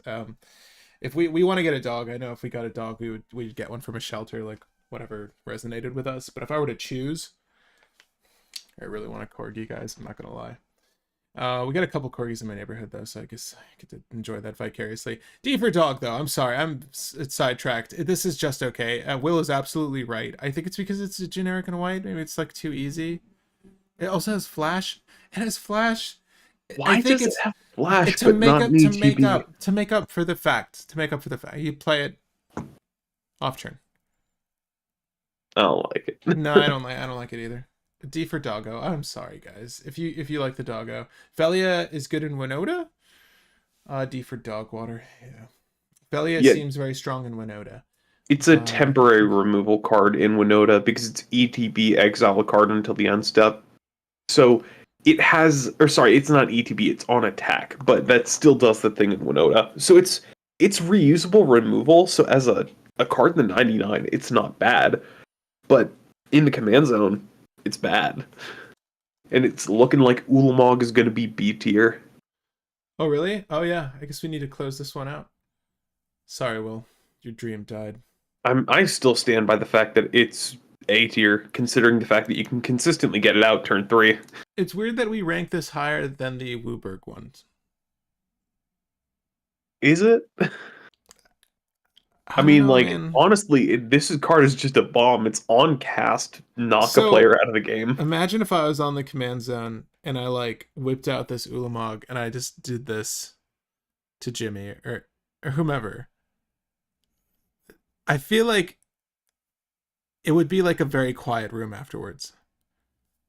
Well, it'd be a very quiet room as you're attacking people and annihilating their boards to literal nothing. No one wants to sacrifice 2 permanents. Well, It's, shit. But that's the thing. that's the worst part because if you play this, you're knocking a player out of the game. Then somebody's using their interaction to get rid of it, thinning out their hand, thinning out their board, and then they're out of the game for a turn. And then you are immediately recasting it because your deck is just ramp. And then you keep going. It is such a brutal card, and I'm going to be surprised if it does not get banned in like 2 years. This Ulamog. Okay. Yeah. It's going to be miserable for casual. Wow. Did you see they brought a Pokemon into the world of MTG with this next one? Are you talking about Shilgengar? Gengar. Yeah. Ah, so Dude, the go. sure, Shilgengar. Let's go. It's Gengar. Sire Famine. Yeah. It's Oh, it's a Gengar that took too many sponsorship deals and now its audience, which was used to getting he content shilled for and free. became an Elder Demon. Yeah, exactly. Right. Gengar went from being a ghost to an elder demon. Explain that, BG3 fans. Explain that, Boulders. Explain that, D&D fans. Yeah, and I'm not gonna lie, Haunter is my favorite Pokemon, so Haunter's your favorite. yeah. That's Yeah. interesting. I think growing up, Dragonite was my favorite Pokemon, but it was always a toss-up between that and Primeape, and Primeape is still my favorite Pokemon. I would love to play Pokemon and make a deck around Gengar, or not Gengar, I'm sorry. Primeape. I think we might have talked about this. I don't know if there's like a good deck for Primeape, but he's definitely my favorite. I think I saw like a promo card like Ash's Primeape. Looked really cool. Anyway. But 3 black for legendary creature Elder Demon with 6 power, 6 toughness, and flying. Sacrifice another creature. Create a blood token. If you sacrificed an angel, create blood equal to its toughness instead. You may pay Orzhov, and then you can sacrifice 6 blood. Return each creature card from your graveyard onto the battlefield with a finality counter on it. Those creatures are vampires in addition to their other types. Thoughts, Patrick? Oh, and for those who don't know, blood is pay 1, tap it, sack it, and then you can loot or rummage. Is it rummage? Or is it Impulse? It's rummage. It's rummage. Okay, sacrifice 6 blood. Turn each creature card from your graveyard to the battlefield finality. This seems like a D. It's a sack outlet. I just say it's a B only because you can do angel tribal stuff, you can do like sack looping stuff, or you can do mill mixed with mass reanimate. So it has potential to do a bunch of things in casual. So it's a flexible card, and I think it could be played in casual. But 5. It's 5. And I feel in casual. I think it's a B in casual. I think it's a C. I think it's a C. I think it's a C. Yeah. Yeah. Wait, did I say B? I meant C. Oh, Yeah, you did say B. I'm like, Yeah, oh no, I no. did not mean B. No, this is I don't know. not seeing CDH play. You're feeding This off the is Gengar casual. hype. You're feeding off the Gengar hype. Indeed. In the North America, Gengar is everyone's favorite Pokemon. Matan says. Indeed. Wait, but the U.S. specifically is an outlier when it comes to Gengar. But I thought that a lot of blood tokens were in red. Why white? Oh, that's a good question. I don't know. Demons like blood too. Does it have to be exclusive? Shul Gengar, the one who brought vampirism into Innistrad. I love it for the lore. Seems fun and casual. Did he? That's kind of sick. He brought vampirism and he's an elder demon. I'll take your word on it. Is he sitting on a throne of dead angels? Uh, I think that's a throne of it's dead a throne of angels. angel wings. At the Well, very least. I mean, you think he just plucked them off and threw them back in the water, Will? I think they're dead. I Yeah, think that... Patrick, are you going to sit on like a freaking tower of bones and cartilage and crap? Or are you going to sit on a nice down feather I don't know. chair? Some of those cherubs look pretty soft. Will some of those baby cherubs look pretty cushiony? I don't And know. filing the sexual harassment case? No, cherubs. They're little. They're I don't know. They could be like thousands of years old. They just look like babies. I don't know cherub lore, by the way. Also, that is the most epic shit I've ever seen. I thought he had just a shit ton of wings, but I realized there's a pile on the ground. This guy, the art is badass, and the single flame above his head. Do you think that that cost him a lot? Anyway, it's his pilot light. Moving on. Yeah. Then, Yeah, he's not red, but he, for some reason, has like a tiny flame above his head. dude, Tentacruel is sick. Shit. All right, sorry. Different IP. What's your favorite Pokemon? And it doesn't have to be the original 151, because frankly, those are the ones I know mostly. What's your favorite Pokemon? Magic today at Montsea. New set came out today. I assume, yeah, Sean. Modern Horizons 3, and the set is cracked. There's a lot of good stuff in it. It has an open flame on top. Yeah, be careful of the open flame. Edgar doesn't make them either. Wait, Edgar doesn't make them either? What do you mean? He doesn't make blood, no. He makes food. Sorry. We are we are moving forward though. But yeah, Will, favorite Pokemon before you go. Oh, I said Haunter. Is it second favorite? Second favorite, probably Blaziken. It's either Blaziken or Beedrill, because I had a Beedrill card with a 0 return cost, and I had fun doing stupid stuff with that when I played the card game when I was a kid. Okay. It's definitely Bulbasaur, Primeape, and Dragonite for me. But okay, we're moving on. Next, we have Ashling Flame Dancer. Braviaries. 2 red for legendary creature elemental shaman with 4 power, 4 toughness. You do not lose unspent red mana as steps and phases end. Magecraft. If you cast or copy an instant or sorcery spell, discard a card, then draw a card. If this is the second time has resolved, deal 2 damage to each opponent and each creature they control. If this is the third time, make 4 red mana. S. That's for Ashling.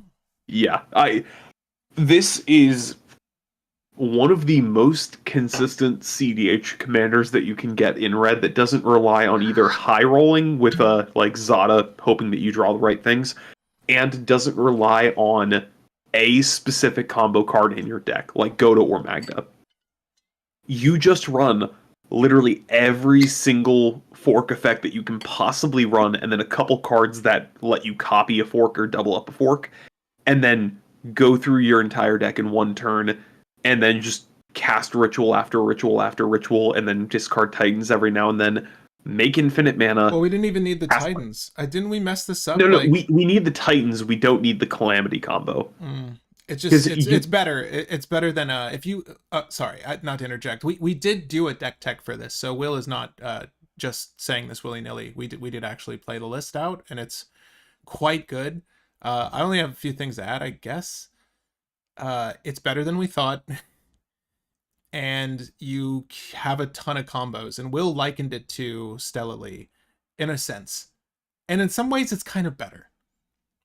Yeah, you don't have the weakness of you need an activated ability to do the thing, and you can combo off with this at instant speed a little bit easier than Stellarly because you only need 2 cards in hand instead of 3. Yes, you don't have the ability to draw off of this, but you kind of do on Stella Lee. But you have so many fork effects that you can just interact with people, or if somebody casts any instant or sorcery, you just go, oh, thanks. Fork, fork, game.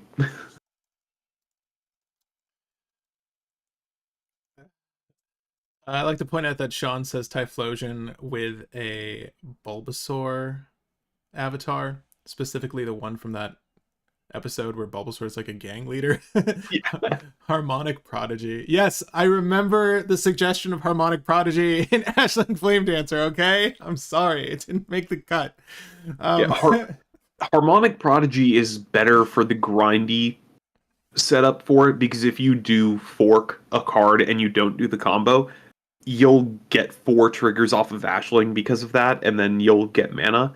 So, yes, there is a reason to run the card, but you're going for the combo pretty much every time. So, So I'm gonna leave it to. Did I say Squirtle? I said Squirtle. I think I said Squirtle. Oh, so Ashling, what is it? Her name again? I think you said Wartortle for the picture. Oh, I'm sorry. Doesn't he does get? Doesn't that become Ash's Squirtle or some shit?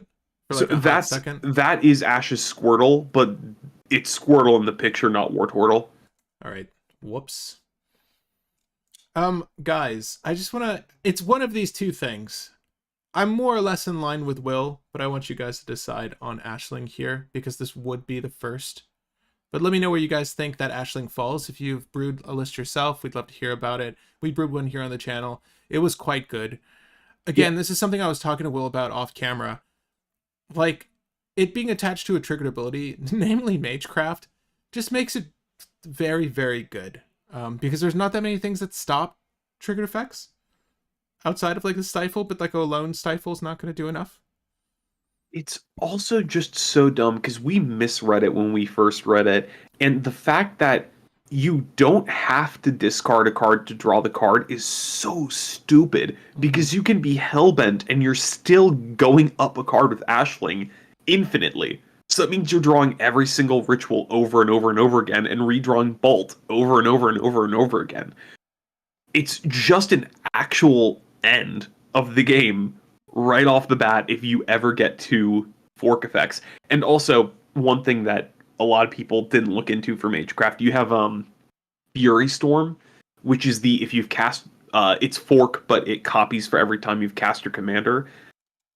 It's a 1-card combo with Ashling, because if you cast Ashling, then you can cast Fury Storm, getting a copy of Fury Storm, targeting the original, doing the whole thing. So this combo is so hard. It is so consistent, and you don't run any dead cards in your combo because all the combo cards are interaction. It's so good. Braylon to end the game. Braylon. Isn't Braylon? Oh yeah, the when you discard a card, deal 1 damage to each opponent guy. Oh, that's actually kind of cheeky, yeah. Competitive versus cEDH. Competitive is competitive Elder Dragon Highlander. There's no difference between competitive versus it's because cEDH. in the description we have a cEDH playable versus competitively viable. I think that's the confusion. Oh. S is... I see what you're saying. Do you want to break this down again very quickly? Yeah. So it's the competitively viable just means that, so cEDH playable means that it's pretty much tournament level. It's probably going to see play in tournaments, and it's going to be a commonly played commander. Competitively viable means that it's good enough to be played at cEDH and get a good amount of wins, but it may not be a constant deck that you'll see all the time. B is situationally viable. It's probably the pet decks that you'll see in cEDH. And then C is for casual, self-explanatory. D is for don't play, self-explanatory. Put her in A to keep her cheap. How are we not convinced Will to... How do we convince Will to play One Piece? It's impossible. It's S, but I voted A because I want her to stay under radar or under the radar. Well, I think that I honestly feel like it's not going to be one of the top decks that you see. I think that Magda and Godo will probably still be the things you see people go to first. I think if we're really going to break down, and I can see where there's some confusion there, Cow.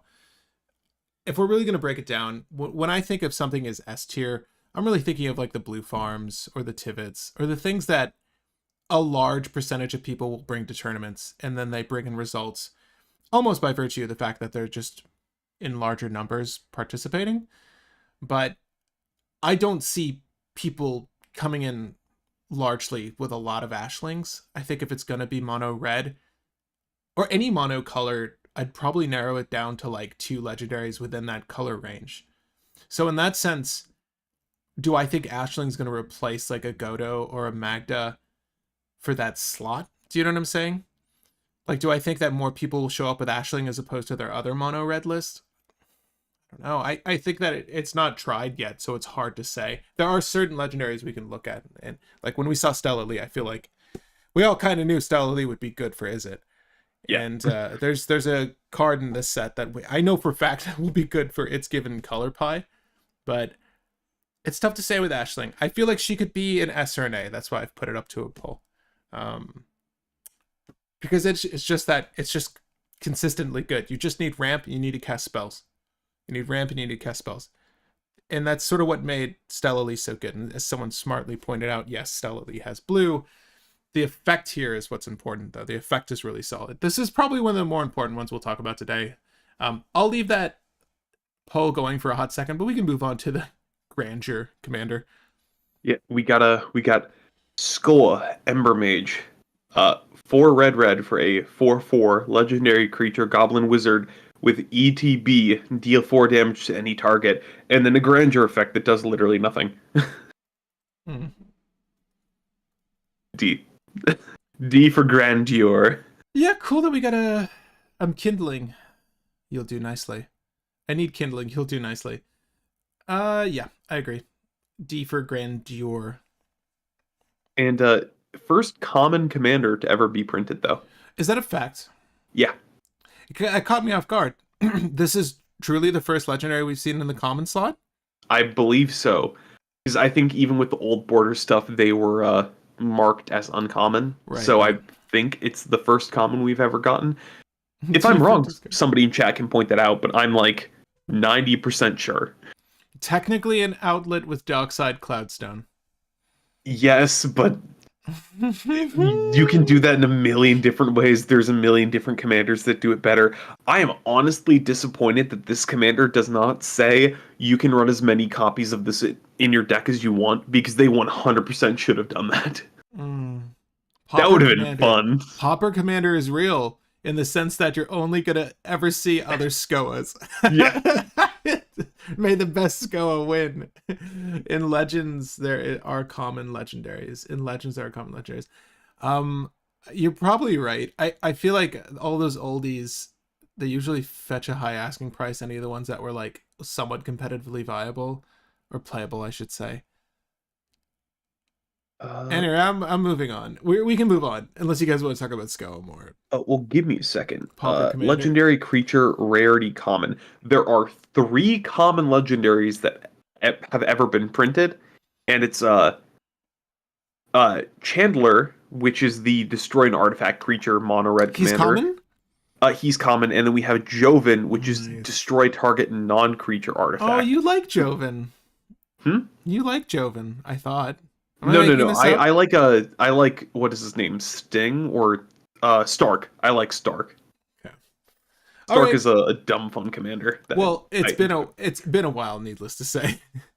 Were you playing when Homelands was around? No. I started playing when what was the set? I can't remember the set I started playing, but my first kitchen table deck was Rakdos Eldrazi's. It was just doing Eldrazi Reanimator stuff. And then my first commander deck was when the Eminence commanders got printed. Yeah, that's reasonable. It spiced things up in a way that wasn't healthy. But for our next commander, we got Eladamri. I'm not even going to try to pronounce the other part. Eladamri. Or Vectel. I'll try. Sure, Eladamri Corvectal. 1 green green for legendary creature elf warrior with 3 power and 3 toughness. You may look at the top card of your library at any time. You may cast creature spells from on top of your library. You can pay 1, tap this, and 2 other creatures you control. Reveal a card from your hand or the top card of your library. If you reveal a creature this way, put it onto the battlefield. Activate only during your turn. Thoughts? Man, I love doing dumb shit. I mean, I'm gonna like look for my Miri's Guile, I guess. I don't know. Any top deck tutor with this is pretty sick. Like, you obviously played a creature, like you probably played an elf to help you play this guy. What, you're 1 away? You fetch out your Dryad Arbor, you've got 2 untapped creatures in this now. You tap this and what? That's the beauty of it too. It's like black yellow Luffy. You don't just have to put cards from your graveyard on top of your life. You can use the one that's in your hand. And there's no limitation on it. It's like not equal to the converted mana cost that the creature's used to tap to pay this cost or something like that. It's just like, do the fun thing. Just dump a Blightsteel. Do the dumb fun thing. I don't know. I want to give this a B because I would totally run this. I would totally seriously play this and do awful, but I would have an excellent time. It's really funny because you've completely overlooked an entire section of this card that makes it even better. That it's a Najila card, Warrior? No. The fact that you can play cards off the top of your library, so you're just doing elf ball stuff on top of the fact that you just go Regal Force. Yeah, no, I definitely neglected that middle line of text. You're absolutely right. Victoria, kudos to you. Please do try it. Report back. Is that the portal of Phyrexia? Which portal is that behind Eladamri? Please let me know. Probably It's Phyrexian portal or something, yeah. I think there's like a lore-based reason for that portal back there, but this is the sickest art of Eladamri. I'm gonna give it a B. I give it a B. It's a good card. Also, you say this is the sickest art of Eladamri, but you're not going to look at the alternate art and call that the sickest art? Hold. The one that makes him look like he's out of Lord of the Rings? This is true. No, I still like the other one. I still do like the other one. Also, what are you talking about, Wizards of the Coast? You didn't give a bright pink background for the mono green commander again? Right, yeah, odd. To match his complexion? Because we had the whole thing with Sylvala that I will die on the hill of why did they make that bright pink? Yeah, this I knew it was a portal. It reminds me of Belby's portal. I don't know why. Caps lock. It's Belby's portal! It's so good! And there's Eladamri right there, like, what the fuck just happened? Elf down! Belby, what the fuck? Yo, sick. I love it. Okay, moving on. All right. Well, we can probably close the Ashling poll, and it seems like it's a 50-50 split. So, what do you want to call it, Patrick? Wait, am I the tiebreaker? No. Sure. Lone audience member, before you leave that like, which you'll do, S or A tier, do you think that Ashling is better than a Godo, is better than a Magda? Or at least near the same power. Or at least near the same power. Will there be a trifecta of red decks you see moving forward? Or will Ashling not make the cut? The next person to tip the scale will give it. I feel like it's unfair for me to do it. Because I feel like I know what I would say. Oh, yep, somebody voted for S. All right, Will was on it. The scale has been tipped. Scale was tipped, guys. I guess Ashling's going to be our first S today. All right. I won't tell you where I would have put it. You would put it on S. You really like that card. A little secret. Speaking of cards we really like, Will, I know you were thinking about this card pretty heavily for cEDH. So, yeah, this card I really love, but people might be upset with what I have to say about this card. Are you going to give this the same review as a Seedborn Muse? No. In fact, the exact opposite review, but in a completely different context. But 6. 2 and a green for a 2/4 legendary creature tree folk with a reach. When this attacks, mill 3 and put a land from among them into your hand. As long as it's your turn, non-land permanent cards in your graveyard have retrace. C to D tier, in my opinion. And the reason why is not because the card is bad. It's because it's really limited when you have it as your commander. If you add in any other card, this card is, or any other color, this card is S tier, in my opinion. Because if you have Peer into the Abyss, you have a bunch of lands in hand and you just go Lotus Petal, no, draw or make a ton of mana. Ad nauseum, same thing. This card is insane in the 99. It is so mediocre and terrible in the command zone. You can do stuff with this in casual, though. So I'd say it probably goes in C tier, but it's not competitive in the command zone, but it is an all-star in the 99. I think it's going to be, if not a staple, a really good utility / combo card. Yeah, and you know, we usually do like honorary mentions for cards that are just good in the 99, like we did with Delny a while back. It's good. It's really good. It's really, really good. But I do think that it's not suitable as your commander. I think Will's right. If this thing had partner attached to it, Oh, man, that'd be brutal if it six had would have partner been attached to it. 6 would have been really nutty. But yeah, I think that 6 is probably a C. Are we all happy saying that it could probably be played casually? I'm Yeah. putting 6 in my Rocks Ratio stack. Probably a good spot for it. Cool and Necrobloom, absolutely. Number 1 best card for the 99 in the set. Yeah, it's like they were thinking about us. But it will probably be broken in the future. Also, I mentioned this on the other stream, didn't mention this on this stream. There is an old stick fingers pile that I'm trying to get to work and a couple other people are trying to get to work that is Hoarding Broodlord and 6, and those are the only 2 creatures in the deck. The reason why is if you reanimate Hoarding Broodlord, you can do a whole PETA line, then you can reanimate 6, and then you can discard your lands to keep replaying Lotus Petal to make a ton of mana, to then reanimate Hoarding Broodlord and shuffle stuff back into your deck and repeat. Doing that just lets you inevitably draw your entire deck, and Elixir of Immortality will let you be able to keep your life total up so you'll never die to PETA, and you'll draw your entire deck and do an infinite loop. This card can do dumb combo stuff, especially if you have any of the mass draw effects in your deck. All right. Moving on to Arna. Yeah. Oh, cute. Arna.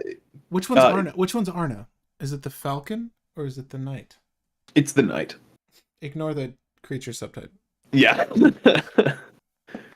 Aww. But Arna, Carnod Sky Captain, 2 white, blue, black for a legendary creature, human knight with 4 power, 4 toughness, flying, lifelink, and ward, discard a card.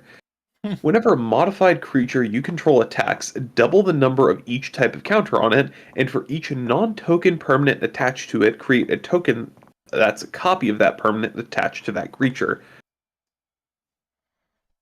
See, this is very fun to just make multiple of all the different really cool equipments that you can use and auras. You're not doing any combos with it though. Yeah, I kind of wish that the Falcon was its own legendary now. It's so cute. C, sure. I'm happy with that. I feel like it's probably better than a D, but it's not. Yeah, you'd play it because fun Voltron, but you would not play it in competitive. Right, unless, you know, in a casual setting though, your opponent's like, I'm a reanimator deck. Sweet, I get a free discard. It's kind of cheeky, but the discarded card could actually be a benefit for some players if they need to reanimate something stuck. Yeah, I'm happy to move on though. It's cool. It's definitely not worth talking too much on. Yeah. And next we have a Genku Future Shaper. 2 white blue for a legendary creature, Moonfolk Wizard with 2 power and 5 toughness. Whenever another non-token permanent you control leaves the battlefield, choose one that has not been chosen this turn, and create a token with those characteristics. Either a 2/2 white fox with vigilance, a 1/2 blue moonfolk with flying, or a 1/1 black rat with lifelink. Also, you may pay 3 white blue and put a +1/+1 counter on each creature you control. So that's an infinite mana outlet, and the whole first part of the card to make tokens can let you build a little bit of board over time. Which one are you choosing, Will? D. No, of the tokens. Oh no.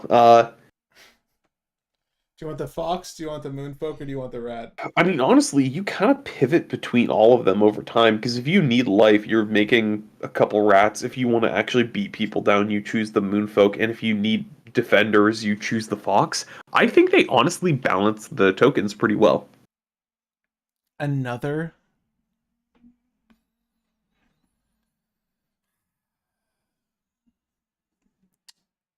Yeah, I feel like this is a D. Yeah. Yeah, I agree. Like, cause I'm trying to even put my mind in a casual setting, and I don't think I would go for this. Yeah.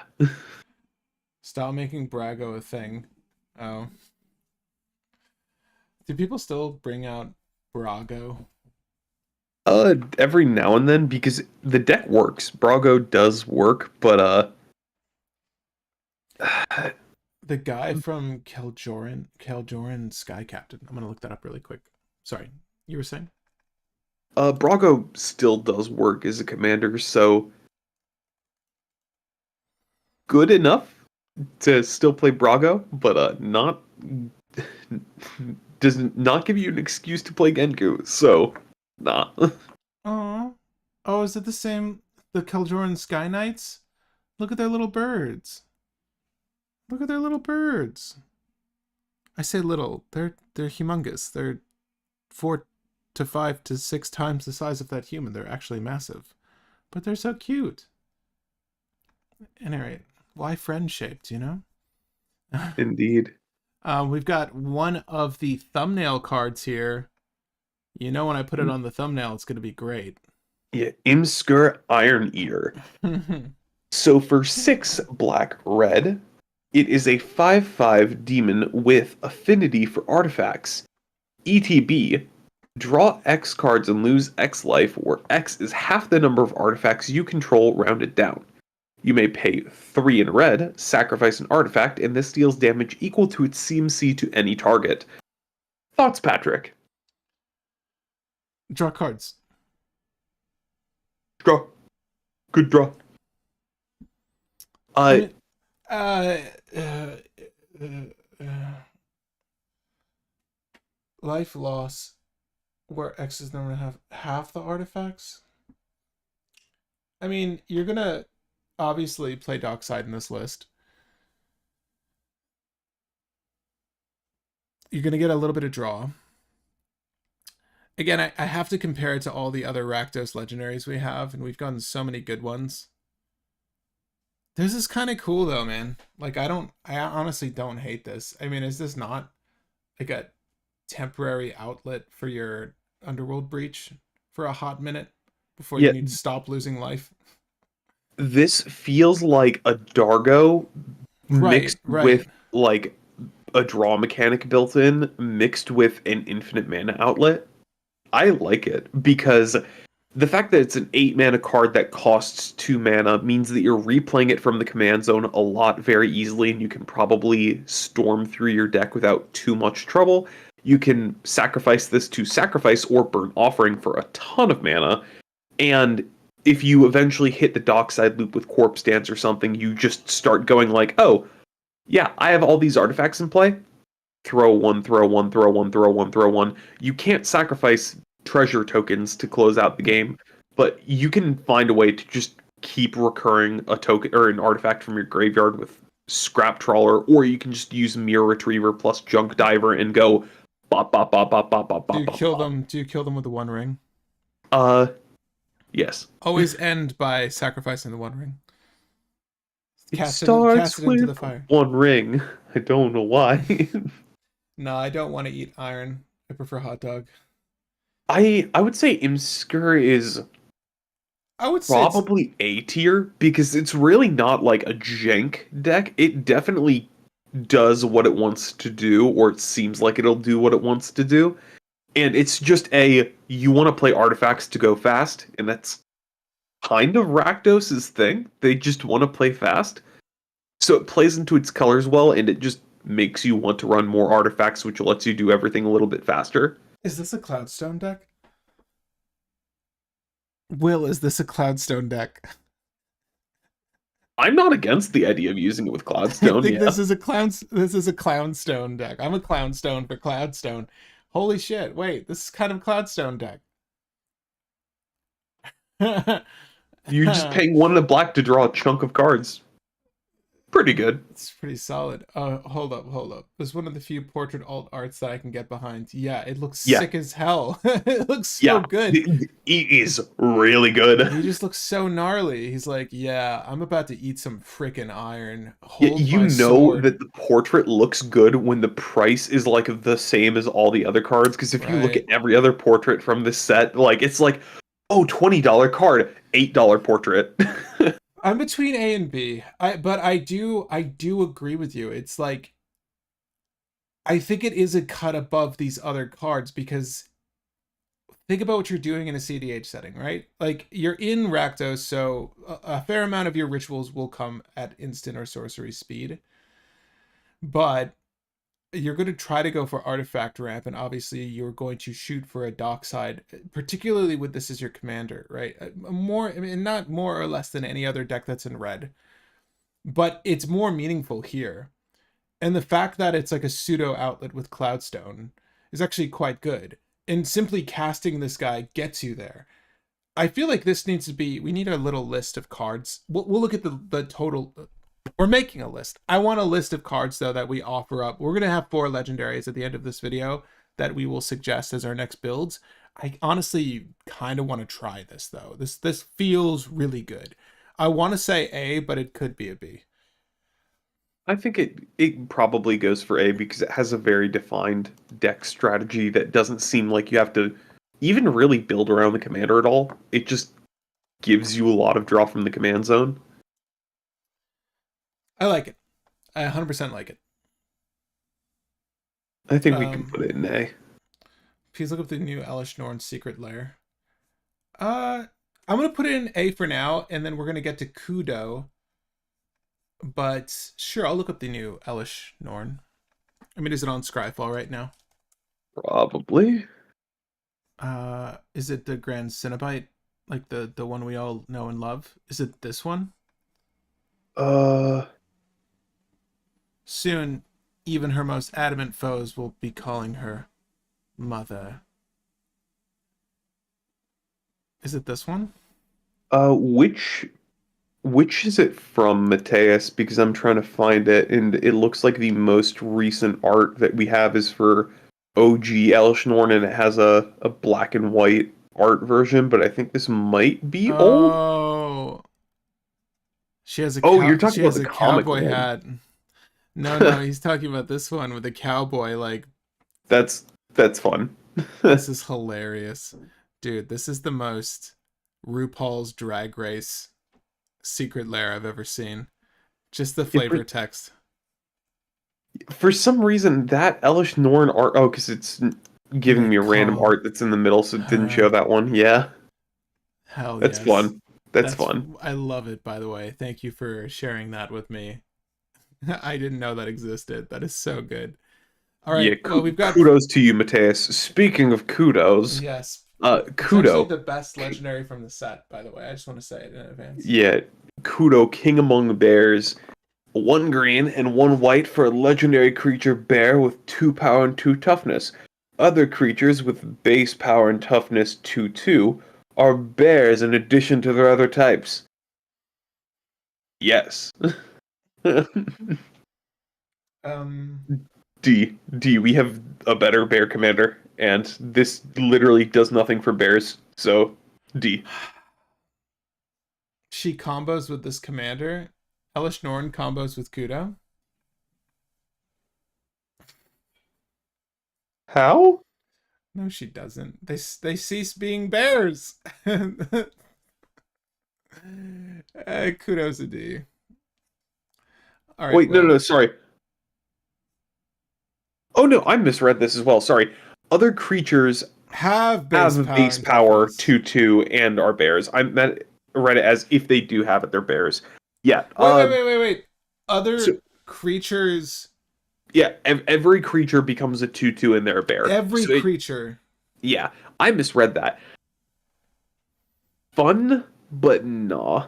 It definitely Norn. warps the game to some extent of like combat becomes a little bit different and everybody needs to modify stuff to get bigger. Oh But my god, but this is completing the meme, Will. Elish Norn chose the bear and elected to wear the man as a cowboy hat. Do you know the thing? Ask your girlfriend or ask a woman, would you rather choose a bear in the forest or a man? I think it was like, yeah, I've seen the TikTok thing, yeah. it wasn't originally about that choice per se. I think the person who, at any rate, um, I it's not bad. I mean, this effect is really good. Am I It's wrong? yeah, that the effect is better than I initially read the card as. Maybe C, just because this does distort combat in casual pretty well, and if anybody's Yeah. just making an army of 1/1s, this is the ultimate example of a squirrel kills an Eldrazi instead of 15 squirrels killing Emrakul. Too bad, like, you're not in the color of Clasms or anything. You don't have really great ways to just mass kill all the tutus you're producing. I don't know. Yeah, It's, but well, Elish Norn, I'm sorry. Yes, Elish Norn will kill all the tutus. yeah. That's Uh actually kind of cool. yeah, it's one of those interesting combat commanders. I think it could be put in C. And look at that portrait art. Look at that humble little portrait art. Just it's the Winnie the Pooh looking at things meme, Yeah. reading the phone meme. All right, we're moving on to a card that'll probably do better than C. Yeah, Nadu, Winged Wisdom. One in a green and a blue for legendary creature, bird wizard with 3 power, 4 toughness, and flying. Creatures you control have, when this becomes the target of a spell or ability, reveal the top card of your library. If it's a land, put it onto the battlefield. Otherwise, put it into your hand. This ability triggers only twice per turn. It's You D know, tier. Thrashers is yeah. better, right, Well, Patrick? It's D tier. I was gonna say, up until that point, you had me going well, but I mean, Yeah, twice a turn. Such a hard bottleneck. It slows down the card so much. Unplayable. man. This card is so dumb, though, in actuality. And their mom has brewed a deck, yeah. So if you guys don't know, we brewed a list for Nadu Winged Wisdom here on the channel, and no spoilers. It did pretty well in our gold fishing, and it did pretty well in the live gameplay session. And I even missed a trigger, which could have been relevant, could have not have been relevant, but it's important to note that, you know, while we're looking at combo lines for this card, and this is what I was neglectful of, it doesn't matter who's casting the spell that targets the creature, and or ability, I should say. Anyone using an ability or spell that targets one of your creatures, Nadu's like, nah, get the fuck off my lawn. And then straight up Cyclops is the thing off the lawn. Tell me if you get that reference. It's really good value. It's really good value. It's super, super good. This is I don't know. I was telling Will off camera. I honestly feel like this is better than Kinnan. I honestly feel like this will be one of the better Simic legendaries moving forward, and will only get progressively better. I think like we spotted some sweet tech that will happen to not notice in other builds, namely that one land, Field of the Dead, that I think is a shoo-in for the list.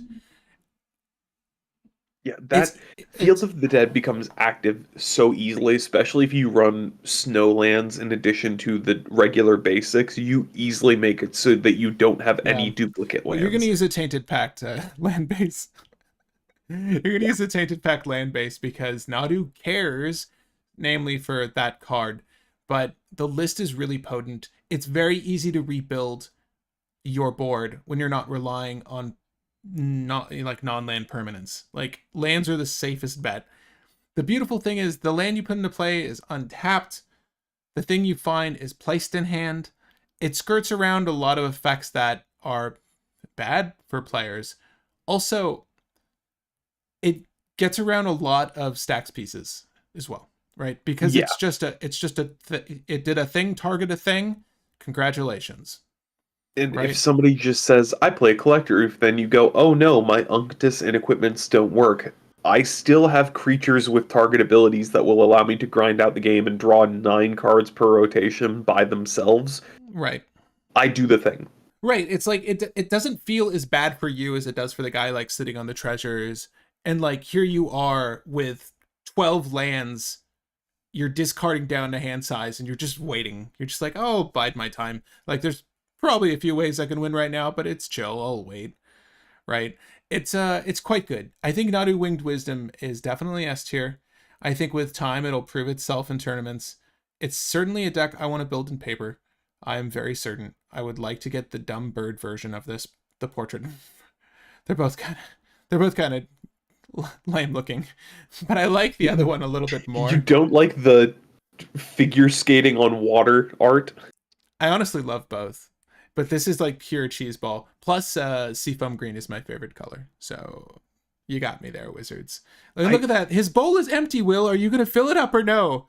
He's so hungry for lands or cards. Just give him something, Will. Look at his little empty bowl. Oh yeah, please, sir. That's you like hitting Field of the Dead and then blind flipping to try to hit lands, and it's just Nadu going, "Please, sir, More may zombies, I have please. some more?" I make 5 zombies and I keep going. Oh, Shaku, please. Ooh, lightning grieves me, please. So good. It's really good. I'm sorry.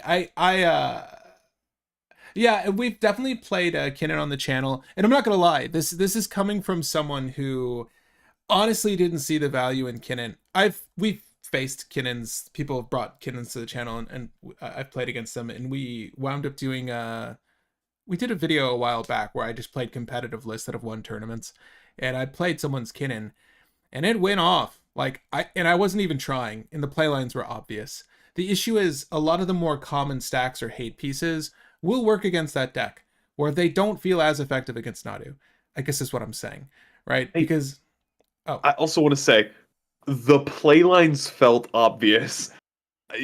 Coming from the Oswald player that's used to having like 5 card combos with like a bunch of moving parts and like weird interactions, it's Kennen combos can be a tiny bit more complicated if you're not used to playing all the weirder cEDH combos, but it's not that bad. But no, it's a little bit more complicated than obvious. oh sorry. I will spoiler. I did win when I was playing Kinnan. I'm like, holy shit! It's Yeah. like it's very aggressive. I do feel like they're both aggressive list, but I do think that Nadu is a bit slower. But I think that what Will was saying, it's easier to rebuild as a Nadu player than it is a Kitten player. 100%. Yeah, I if think somebody that this just is S tier. says in response to untapping Basalt Monolith, I blow up Basalt Monolith, you're kind of back at square zero with Kennen. So with Nadu, it's not really as much, because if somebody goes, I blow up Lightning Greaves, you go, okay, I'm still drawing. I'll keep doing things with other effects, so...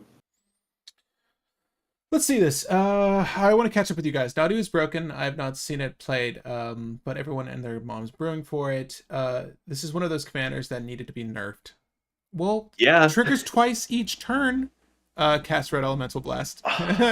For real. It's better than you all think. Seriously, hot take, better than Kinnan. Nathan, was this before?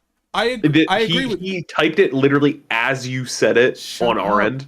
Honestly, Nathan, I felt the same way, having played both. And it's weird, because even I got shut down pretty early in the gameplay with Nadu. And like Will said, like it didn't... I just played the deck to come back. Because it's funny, the cards that Nadu likes are really good for rebuilding your board as well. I guess I should just say, watch the live stream brewing session, because I think the list we make is good. I want to revise it. I do think that there are some revisions that could be made to that list, but it's really good. Kinnan player raging over here. Kinnan is better finisher. Nadu is better enabler, but it's open-ended. It's not draw 2, so Bowmaster doesn't see it. Yeah, Bowmaster sees it, but then he's like... And cries. Bowmaster sees it and cries. I can't do anything about that. He's hungry for attention. Fill that bowl, baby. These birds are called bin chickens in Australia. Is this half man, half bin chicken? I'll play Burnout just for Nadu. I'll fry that Nadu. Nadu grinds hard. Yeah, guys, I think that this is another S. Do we all agree? Let me know if you think Nadu's is an S in the chat. Just type the letter S if you think it's an S. If you think it's an A, type A. It's an S. It's Nadu is an S. I think That I is agree. not a question. I think I agree. It's Nadu question. All right, moving on. Next card, Necrobloom. Or sorry, the Necrobloom. It's legendary. You're right. There's About only you one. use Sylvan Safekeeper. I'm sorry. You did use Sylvan Safekeeper in your build. Yeah, And I it went does, for a more dork version, or like a more weenie version. I run a ton of different one drops just because they're good enough.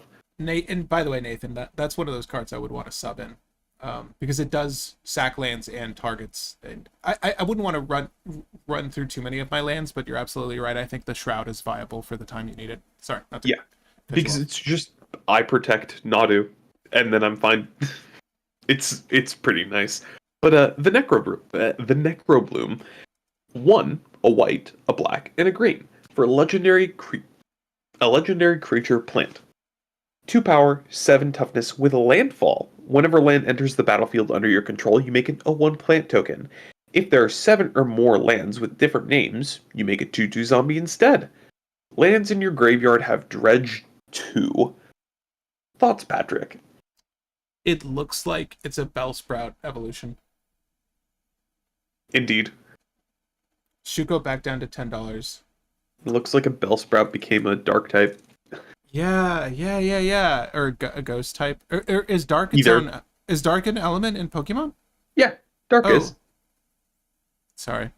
Whenever a land enters the battlefield, I know this is something that folks wanted us to try building on the channel. I don't know. We just talked about Nadu. It's hard for me to look at anything else, Will. Land cards in your graveyard have Dredge too. That's actually quite good. The way you play this is usually just find Gitrog, draw a card, game. Does white help you in this endeavor? White helps slow down the game, and considering the fact that your play lines are play 1 card, win, you can easily get around rule of law effects to try to win the game. So white helps, and just having some silence effects and Draineth Magistrate and all that is pretty nice. And it lets you do Eladamri's Call. B? B. It has a clear combo, but it's a very jank combo, so B. Yeah, because I feel like Gitrog was... It ultimately got phased out because it was too slow at doing the thing, so I guess you're right in that making this Abzan helps you get to said combo at your own speed, but it's still an uphill battle. Yeah, in my opinion, it's better to run Gitrog over the Necrobloom, but getting the utility of another color and the ability to get like a couple bodies in play can help a lot. It's worse Gitrog, but it is another Gitrog combo setup thing. What's the EV evolution? Is it Umbreon? Yeah, Umbreon. I remember now. So yes, Dark was Gen 2, because I think Umbreon came out Gen 2 with Espeon. Yeah. But next we have a Flage, Titan of Fire's Fury. 1, a red and a white for a legendary creature, Elder Giant, with 6 power and 6 toughness, that when it enters the battlefield, sack it unless it was escaped. ETB and on attack, deal 3 damage to any target and gain 3 life. Escape for red, white, and exile 5 cards from your graveyard. Dude, what a fucking asshole. Like, the only trees in that village, and like he had to aim for their freaking trees. Nice logging company you have over there. Yeah. Could be hard to run your business after this shit. Yeah. Dude, so this is an outlet, right? It's totally an outlet. This is a D tier. There are so many better things you can do. Doesn't fill up your hand. It can kind of kill things. In Boros, though, all the other things in Boros are like Voltron-y. This guy ain't trying to equip no trees. He ain't trying Yeah, to equip but no. this guy's also just a freaking sorcery in the command zone. He's not even a creature, really. True. But it's not a do nothing.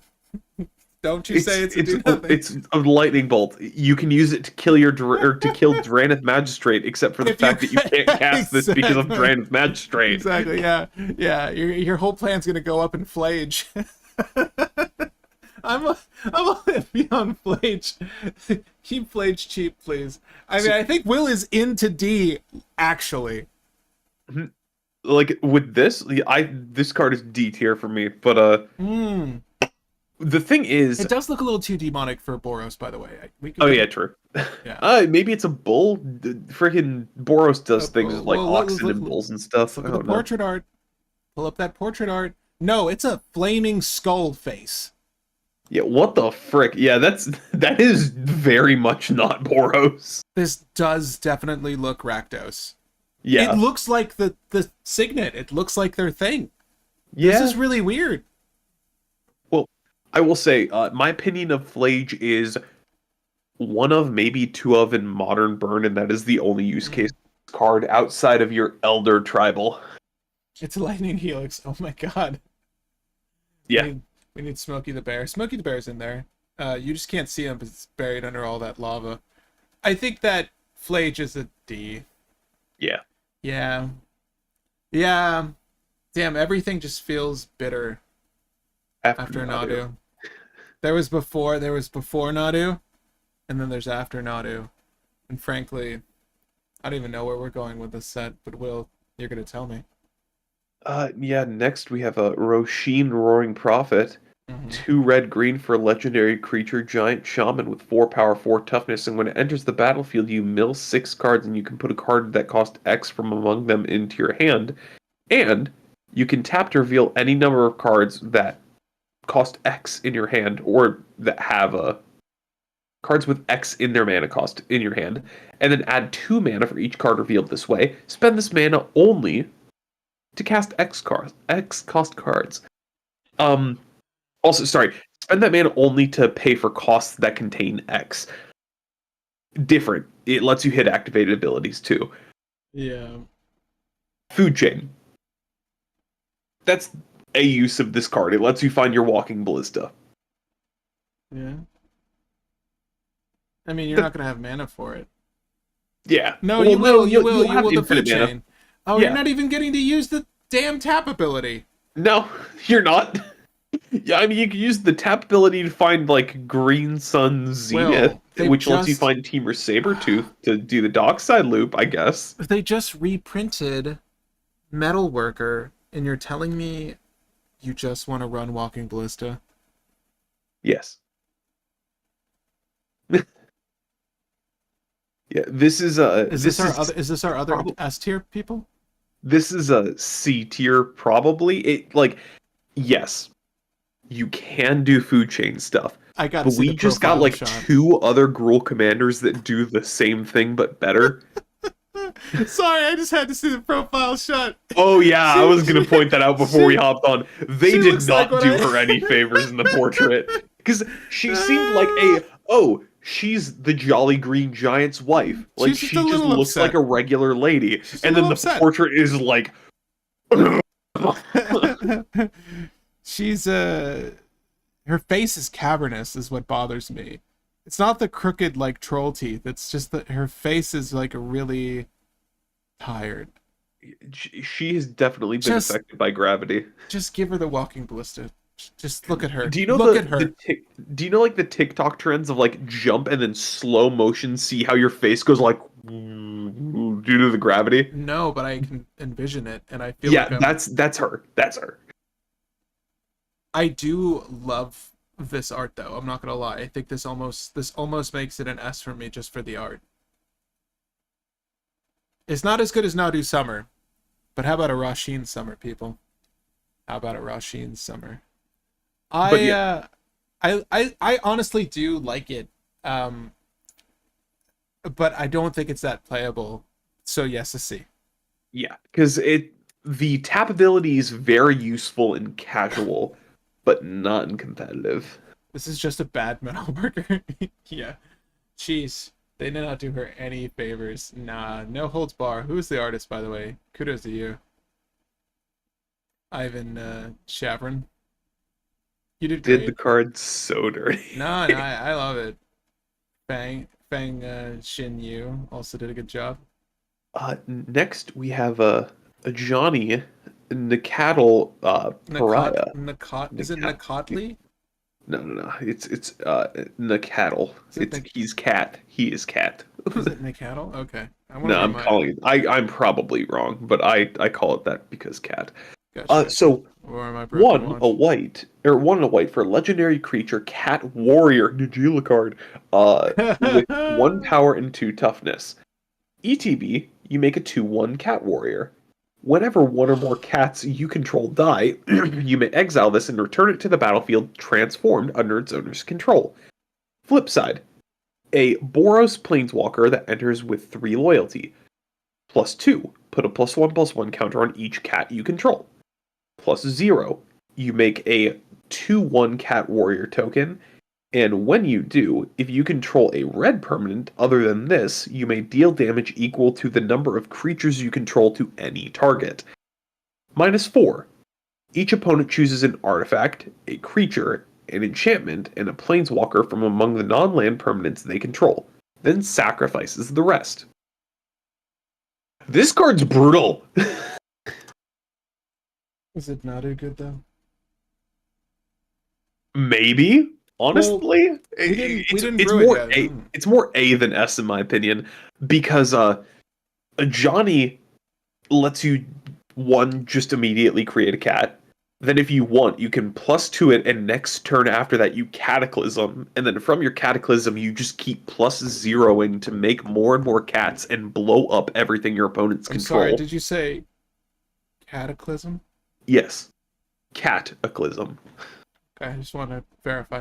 I need to see the alt art of just a bunch of cats attacking like random people, like Hitchcock's The Birds, but with cats. Yes. But You know, yeah, they'll do it eventually. If this card takes off, they'll do it eventually. Trust me. this Johnny is brutal as a non-symmetrical cataclysm that also makes you an army and slowly blows up all of your opponent's creatures while burning them to death. Like, this card is really dumb, because here's the really, really dumb part. You cataclysm, you start making a couple cats. Your opponents start rebuilding. +2 pass turn, +2 pass turn, cataclysm again. Repeat. It doesn't hit lands, but it still just keeps blowing up everything over and over and over again. He's such a rude commander. He is everything Boros wants. I think it's fine. You get a 2/1 cat to protect your the Catley. Whatever one or more cats you control die. You may exile on the Johnny. Never mind, has to die. One or more But don't humans worry, and cats you control. immediately +0 him and get it back.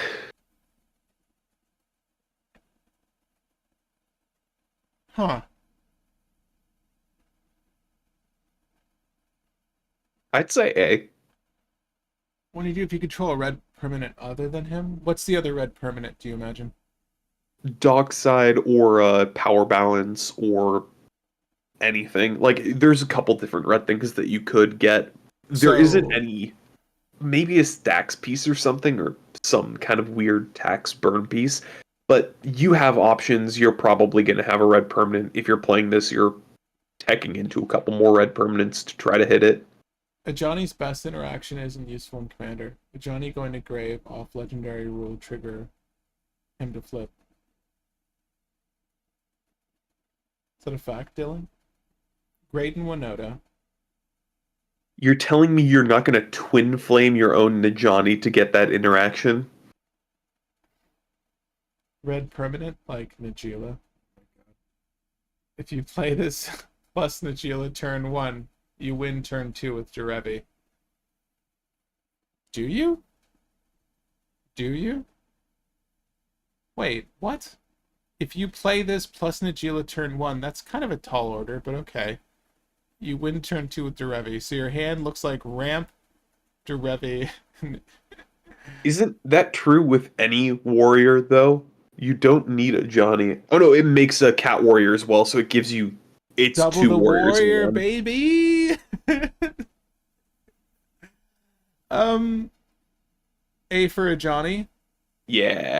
It seems like Dylan doesn't agree though. Dylan, if you're out there listening, why? Will feels like it's an A for a Johnny.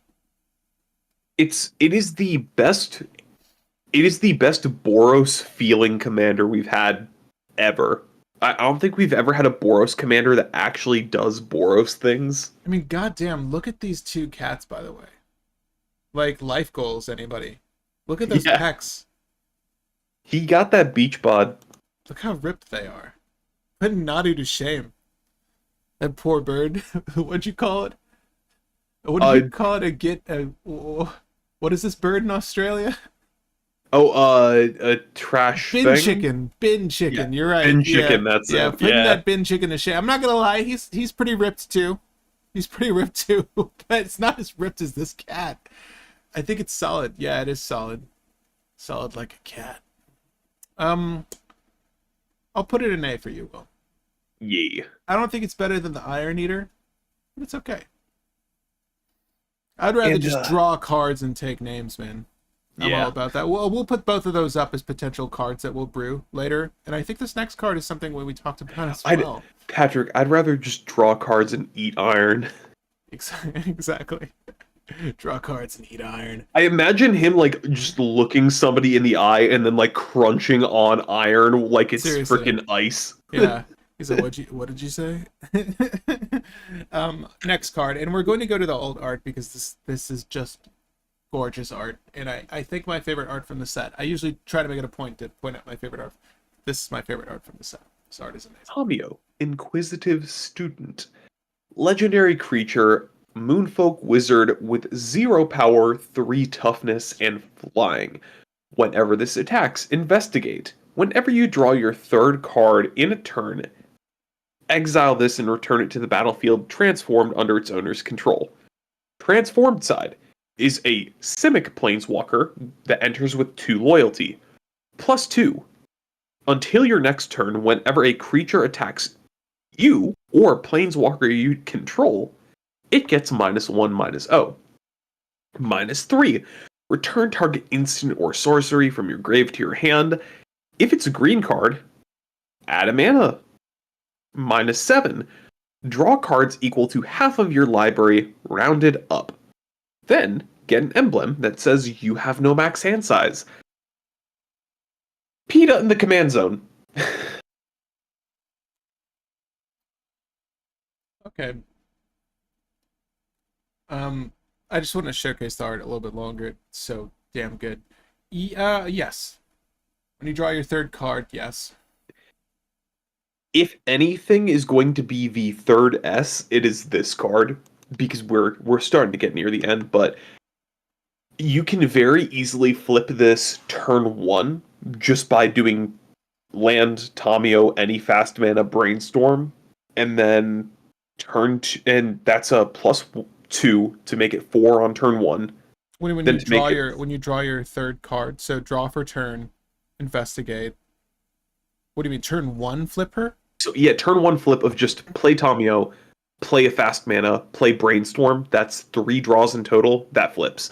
Oh my god, this is next to Rockrak, this is probably the best deck for Mox Amber. Yeah. Just by the way, if you guys have a Mox Amber sitting in your collection, factually, she is probably the best thing for it.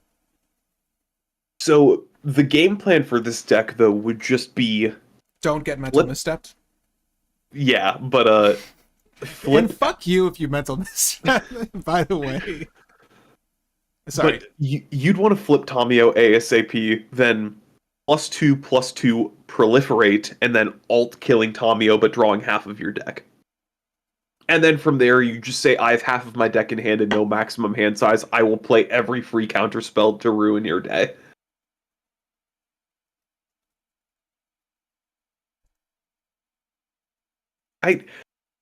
I'd say S, because even if you want to exclude the proliferate effect, it still protects itself and ticks up pretty quickly.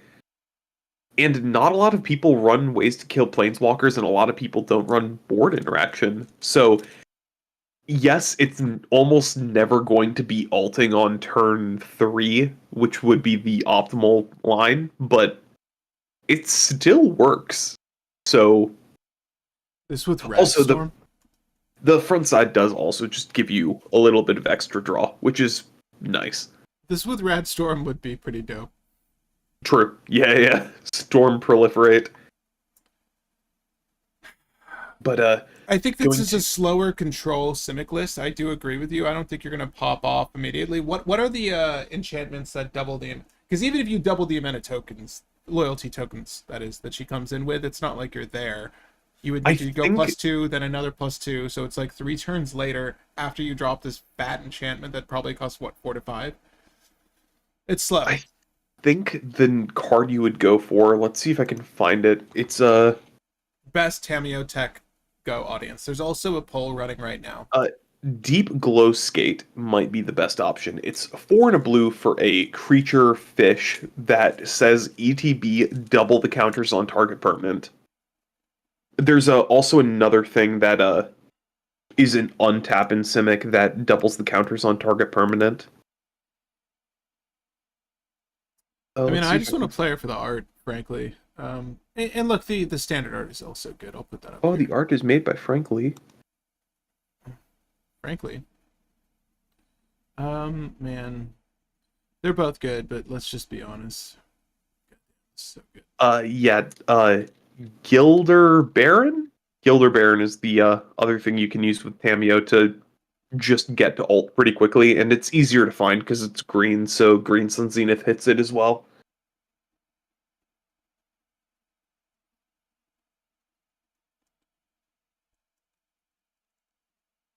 But moving to the next card. Wait, yeah. Where are you? You're saying S though? I'm saying S. We'll let chat vote on it for a little bit, and then we can end the poll after like 2 more cards probably. Yeah, I'm fine with that. I think it's either S or A, and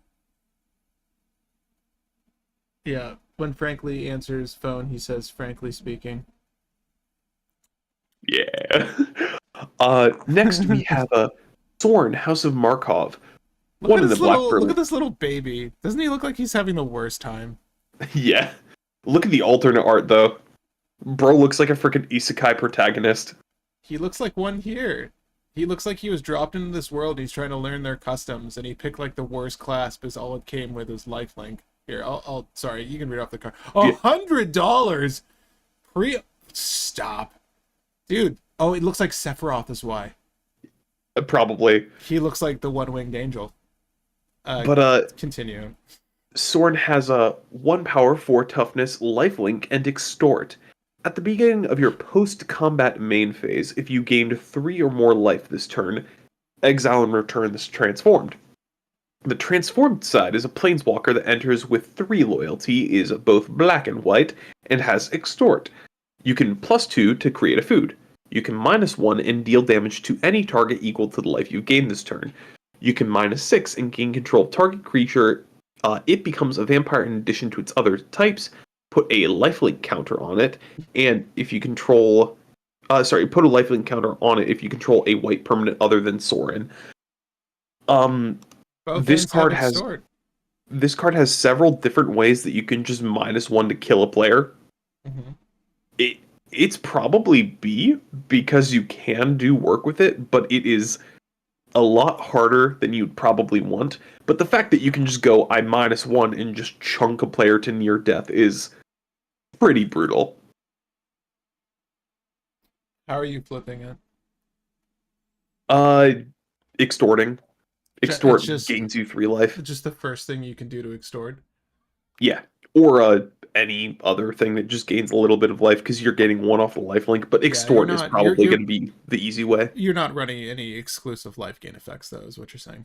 You're running several exclusive life gain effects, but they're usually things that say gain a metric crap ton of life, like a Children of Corlos plus anything that makes you lose life, or anything that doubles your life total, or anything that siphons half of an opponent's life total away. you can do a mix of a million different things that will just say Soren's -1 kills target player. Wow, the poll is going back and forth. Yep, feel free to keep voting on that poll. I'm curious as to where you guys land on Tamiyo. I would say that this is probably a B. It's an extort. It's an outlet on a commander, for a Yeah, fact. I think it's like, I don't know. Extort's one of those weird abilities that just like it's oldie goldie. It just does the work, but provided you have infinite mana. Now, is Orzhov the best color to do this in? I mean you have black tutors and it's you get some 1-card combos, so maybe. All right, tell me the infinite mana line. You don't really need the infinite mana. You can just do Enough siphon half a mana, player's life and kill them.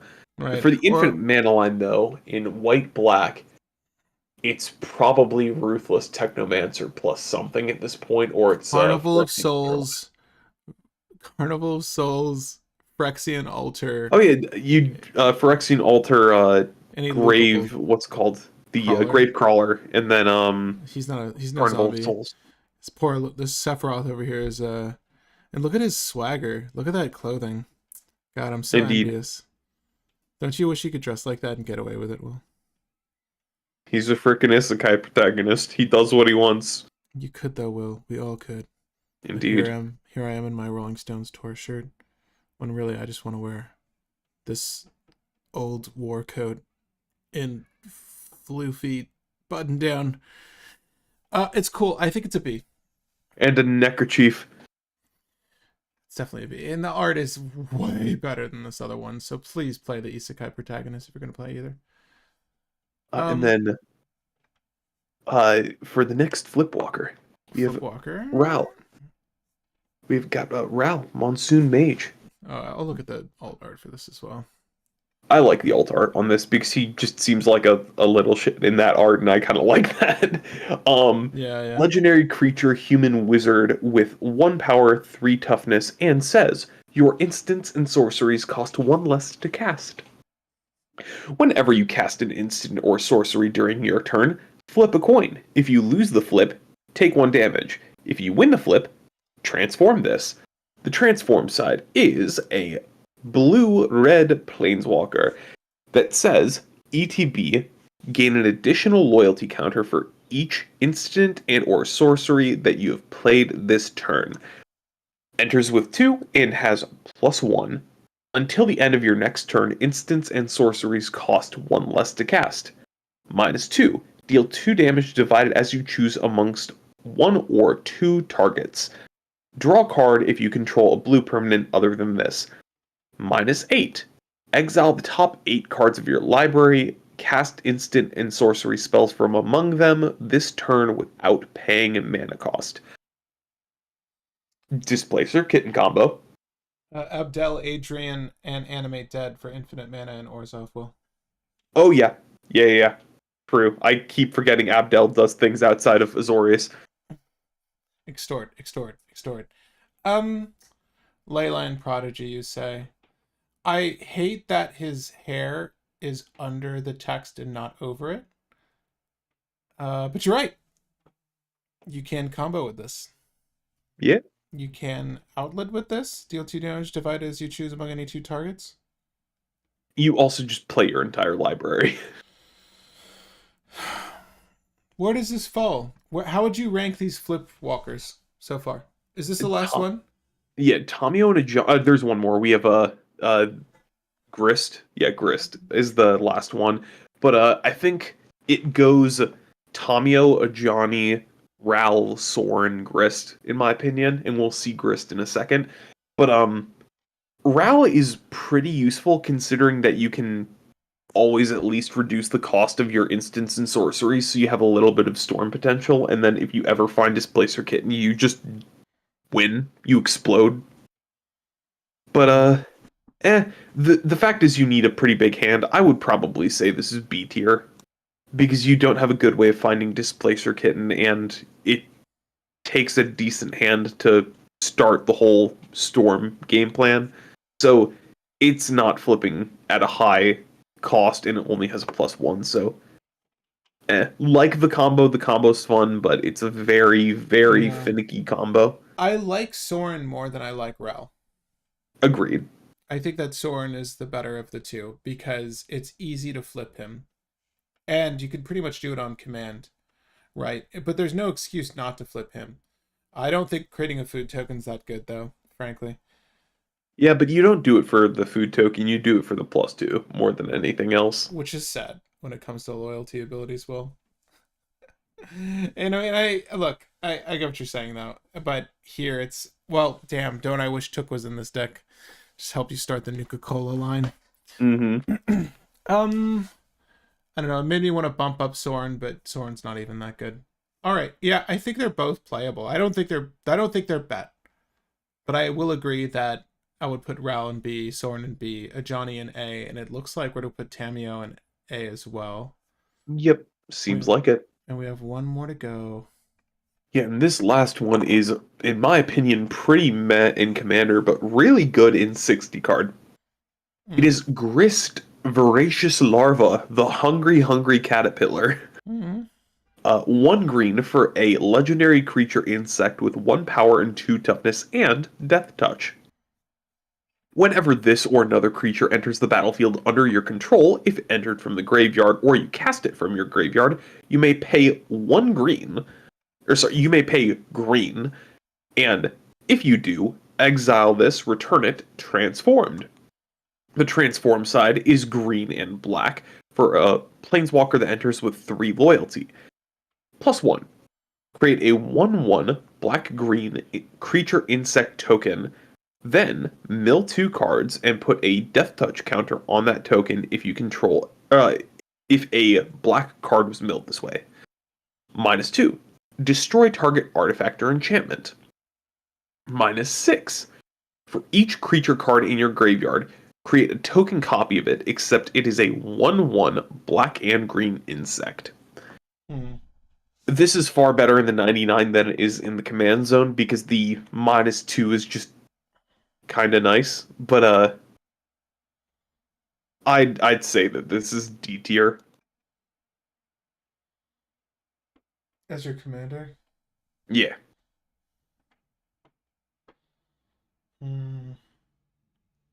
I don't think you ever just play a 1 mana 1/1 that lets you blow up an artifact or an enchantment, and that's the only utility you're getting out of the card. 1 mana 1/2, sir. Sorry, 1/2. I'm sorry, with Death Touch. Yeah, I kind of have to agree with you. Kind of a lackluster way to end this. You know what? S tier. No. Yeah. No, I agree. I do think that it is kind of poop. Yeah, Not even. in 60 card, this card is nuts because it's a decent body to play to start off that will eventually flip into artifact and enchantment removal that makes you bodies, fills up your graveyard, and at some point might mass reanimate your grave. But in Commander, the game's not lasting that long. At least in competitive and in casual, your planeswalkers are not safe in casual. Misstep your grist. No, they're gonna hold on the mental misstep for your Tamio. Joke's on you, I want him misstepped so I can unearth him and repay a green and then I get him back as a planeswalker. Eat it. Your mistake. You guys almost do 1 or 2. I was right. Only 2 S's. I think we ultimately, the audience agreed that there would be 3 S tier legendaries, right? Yeah, I think most people thought there was going to be 3, and I think the 3 were going to be Ashling, Nadu, and Tamio, but Tamio didn't make it. Yeah, I don't disagree. I think that I think this might be the most accurate tier list we've done yet, Will. Is that a stretch? Yeah, pretty good. I think with your assessment and ours, this is our tier list for Modern Horizons 3. So up at the top, we only have 2 S tier legendaries that we feel fit the spot, and we've actually covered them already. Ashling and Nadu. And then we have, can you just spell that guy's name again? Which one? The Rakdos one. Oh, Imsker, I believe. Imsker? The Iron Eater? Yeah, Imskir. Imsker. Okay, guys. So I have a dying question for you. It's our next poll. Do we want to do Imsker, Ajani, Tamio, or what's our wild card legendary, Will? I'd either say Sorin or Ulamog. I want to prove why Ulamog is broken. Sure. Which legendary do we do next? Imsker, Ajani, Tamio, or Ulamog? Guys, if you're still with us, please do fill out that poll. It will be the next legendary we brew on the channel. And also, if you're still here, feel free to hit that like button. Agree with us? Disagree with us? Let us know in the comments. Was our assessment decent this time? I feel like we've done a decent job in the past at getting these in their proper setup. You know, I think we could all collectively agree on the interwebs and at our local game stores that Stella Lee was pretty kick-ass from the last set, but I don't know who else came out from Outlaws at Thunder Junction that is really making waves. I do think, though, Ashling will see play, and I really do think Nadu will see play. And frankly, I want to be one of the people doing that Nadu thing. Yeah. There's a lot of cool legendaries from this set that I want to brew still, and Imsker is one of them. It seems like Ulamog is a popular one. I don't know why. Why are you doing this to me? I will say, you can get out Ulamog turn 3 pretty consistently because you just do fast mana into Thran Dynamo into probably casting Ulamog. All right, we'll see about that. We will see about that. I mean, we might have to. But yeah, guys, feel free to vote on that poll. We're going to chill for like the next few minutes, and then we'll close this one out. I just want to get a firm opinion on what you guys would like to see next on the channel. The Nadu video is doing really well, by the way, Will. Like, people do actively want to know how to brew and play that list, which is nice to know. Again, though, I want to put my head, like, into building that list proper, because I think what we did is really solid, but I do think it could stand to be improved upon. So if you guys are on the Discord, by the way, link to the Discord is in the description. Feel free to share your list with Nadu to me. I know, Mateus, I believe you shared me your list a little while back. If you have a fresh take on it, feel free to share that with me. I'd be interested to see where you guys are at with that list. But yeah, I think that's like the next deck I'll build in paper. Shurikai is fun. It's more of a slow controlling list, but damn, dude. I'm all about that Nadu life these days. And he gets mana drained? Who? Oh, stop, please, no. Oh, well, yeah, that's the other thing, guys. So yeah. if you elect to participate in on any of our live stream brewing sessions, I'll try to do a better job with like just informing you all of when those dates are. We do play at the end of the brewing session, so if you wanted to play against any of the lists we make, that's a good time. What were you gonna say, Will? So Victoria's comment was for Ulamog. 10 mana Ulamog, then mana drained. Yeah, well, it's only 12 mana afterwards, and you still got the cast trigger, right? Indeed, indeed. Still feels awful. I want to say, looking back at our Outlaws of Thunder Junction tier list, the only thing that I can see from our tier list that I'd probably swap out is Laughing Jasper Flint should probably go from A to B, and then Rakdos should go from B to A. You were so insistent on the Jasper Flint, my guy. Yeah, I like it. It's a really good pet deck idea, but it is too slow in Rakdos, and that was kind of the reason why I was a little bit iffy on it, but I talked myself into putting it in A, and Rakdos just cantripping off of Evoke cards was way better than I thought it would be. Yeah. Sorry. You guys are just watching me. I meant to leave it on the tier list so you can just ruminate. Sorry about that. But it looks like we're going to be doing Ulamog next time. Sweet lord. Why would you do this to me? Yeah, I was going to end it right around 10, and we're like 3 seconds to 10. All right. Yeah, we could do Ulamog. I mean, I think that we'll probably be one of the only people really trying to attempt it, so there's that at least. Damn, sorry. This is a deck I played for like a recent tournament that I did not enjoy. The deck was finely tuned. It's a good deck. I had shit luck. Wasn't going to do it again to myself. Nadu will be a ton of fun to play. I honestly think so. I honestly think so. Jasper is better in the 99 in Vihan. I voted Ulamog, but Imsker was a close second. I think I'll probably do Imsker anyways. We'll probably do Imsker anyways. And Imsker looks like it would have been a close second as well. Damn, no one cares about Tameo. Sorry, guys. Tameo's a very straightforward commander. It's literally just Simic good stuff along with some of the more aggressive draw effects, and then ways to double counters or increase counter production. So that's a pretty straightforward deck. Have fun making it casual. What? Ulamog? Damn, Mateus. You Ulamid. I'm just gonna say, if the 10 mana Kozilek that draws you back up to 7 is a viable jank CDH deck, this Ulamog is significantly better than that and will be somewhat playable.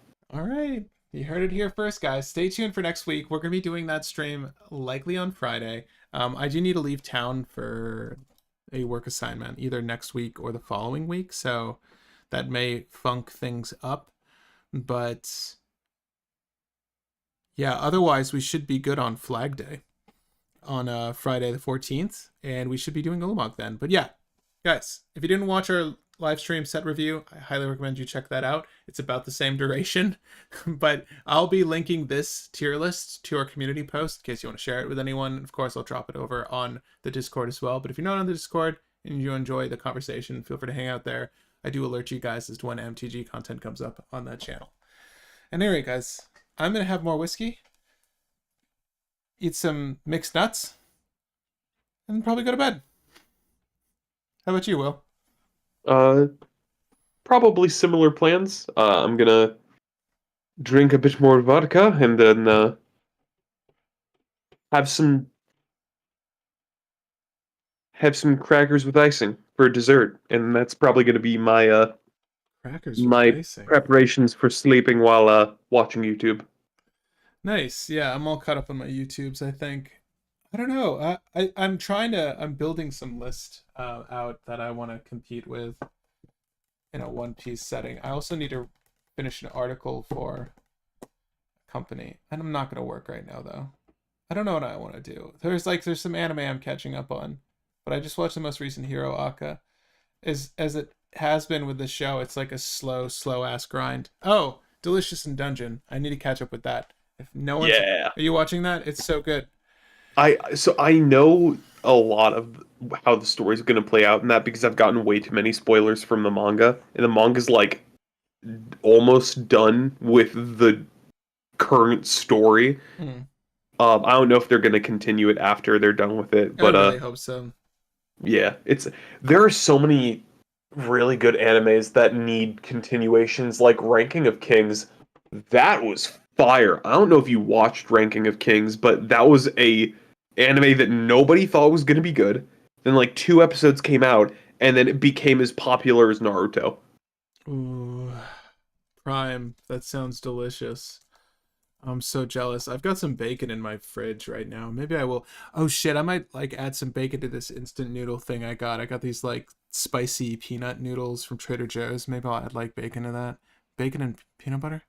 Yeah, that sounds like a combination. Ranking of Kids I did watch. I stopped though, it got a little weird for me. I stopped at some part where there's like a cauldron and he's fighting some evil monsters in some secret lair. This is after his power ramp. Like when he learns how to use like a toothpick really well. Yeah, the rapier. Yeah. Don't sleep on Elvish Herder in Nadu. Oh shit. Let's take a look at this card. Yeah, no, I'm curious. Really, if you got Nadu tech for me, send it to me. Elvish Herder? And Elvish Herder is 1 green, and it says pay a green, target creature gains trample until the end of the turn. To be fair, yeah, this is not bad because it's an instant speed activated ability. I don't hate it, especially if you have Guy's Cradle.